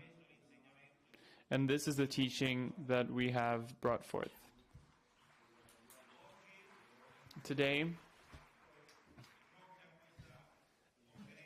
in front of this conference, of this crowd, of these guests, who I thank, I have listened to them with great attention, and I thank them for the testimony they have brought. I brought here the banner of the City Council. We are in solidarity with the Kurdish people. I see here the father of Lorenzo Rossetti, Orso. I greet him. Our administration, thanks to a local artist, has probably been the first to have inaugurated a monument, a statue dedicated to Lorenzo Rossetti in the villa of the municipality of Martano. We have done this to state that there is a connection. Today, Öcalan speaks of a process of disarmament of the PKK and of a process of peace. In reality, Öcalan has always spoken about peace. Those who define Öcalan as a terrorist are guilty, and they have done that for... When we gave the citizenship to Öcalan, the local right was campaigning to delete the point of discussion, stating that Öcalan was a terrorist and enabler of a terrorist organization. Instead, we say that those who defend themselves are not terrorists, those who defend their own city, their own state, even if it's not recognized, aren't terrorists. They are people who fight for their own rights. We have seen what has been done in Rojava, what has been done especially thanks to the strength of the values of the Kurdish women.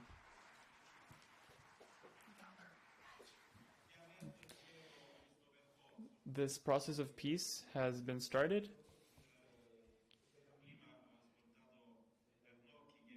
I listened to Bernocchi earlier, who has gave a very beautiful speech. There's not much to be calm about. I see a possibility in front of Erdogan. Allow me to do this political consideration. It is true that Erdogan, on an international level, is being enabled by many people, but in the heart of Turkey, a very strong opposition is forming. So the political question, the internal political question to Turkey, even in relation to the Kurdish question,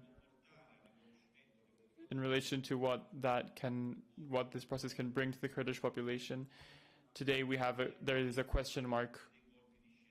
There could be plot twists, which Erdogan needs to strategically to have a few internal enemies less, a few less internal enemies.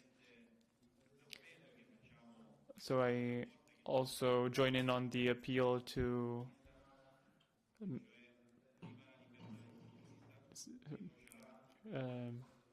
long live the freedom for Kurdistan, long live Ocalan, and freedom for all of us. Thank you. Thank you so much, Honorable Fabio. And just before we will close this first day of this conference, I would like to thank all the speakers who really bring hope to our struggles, to the struggle of the Kurdish people.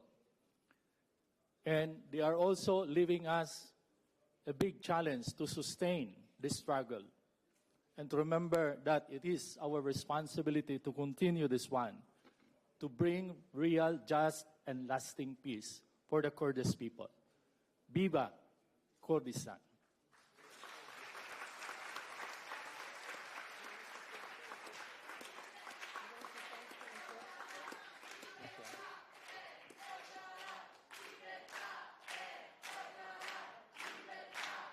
Freedom for Ocalan.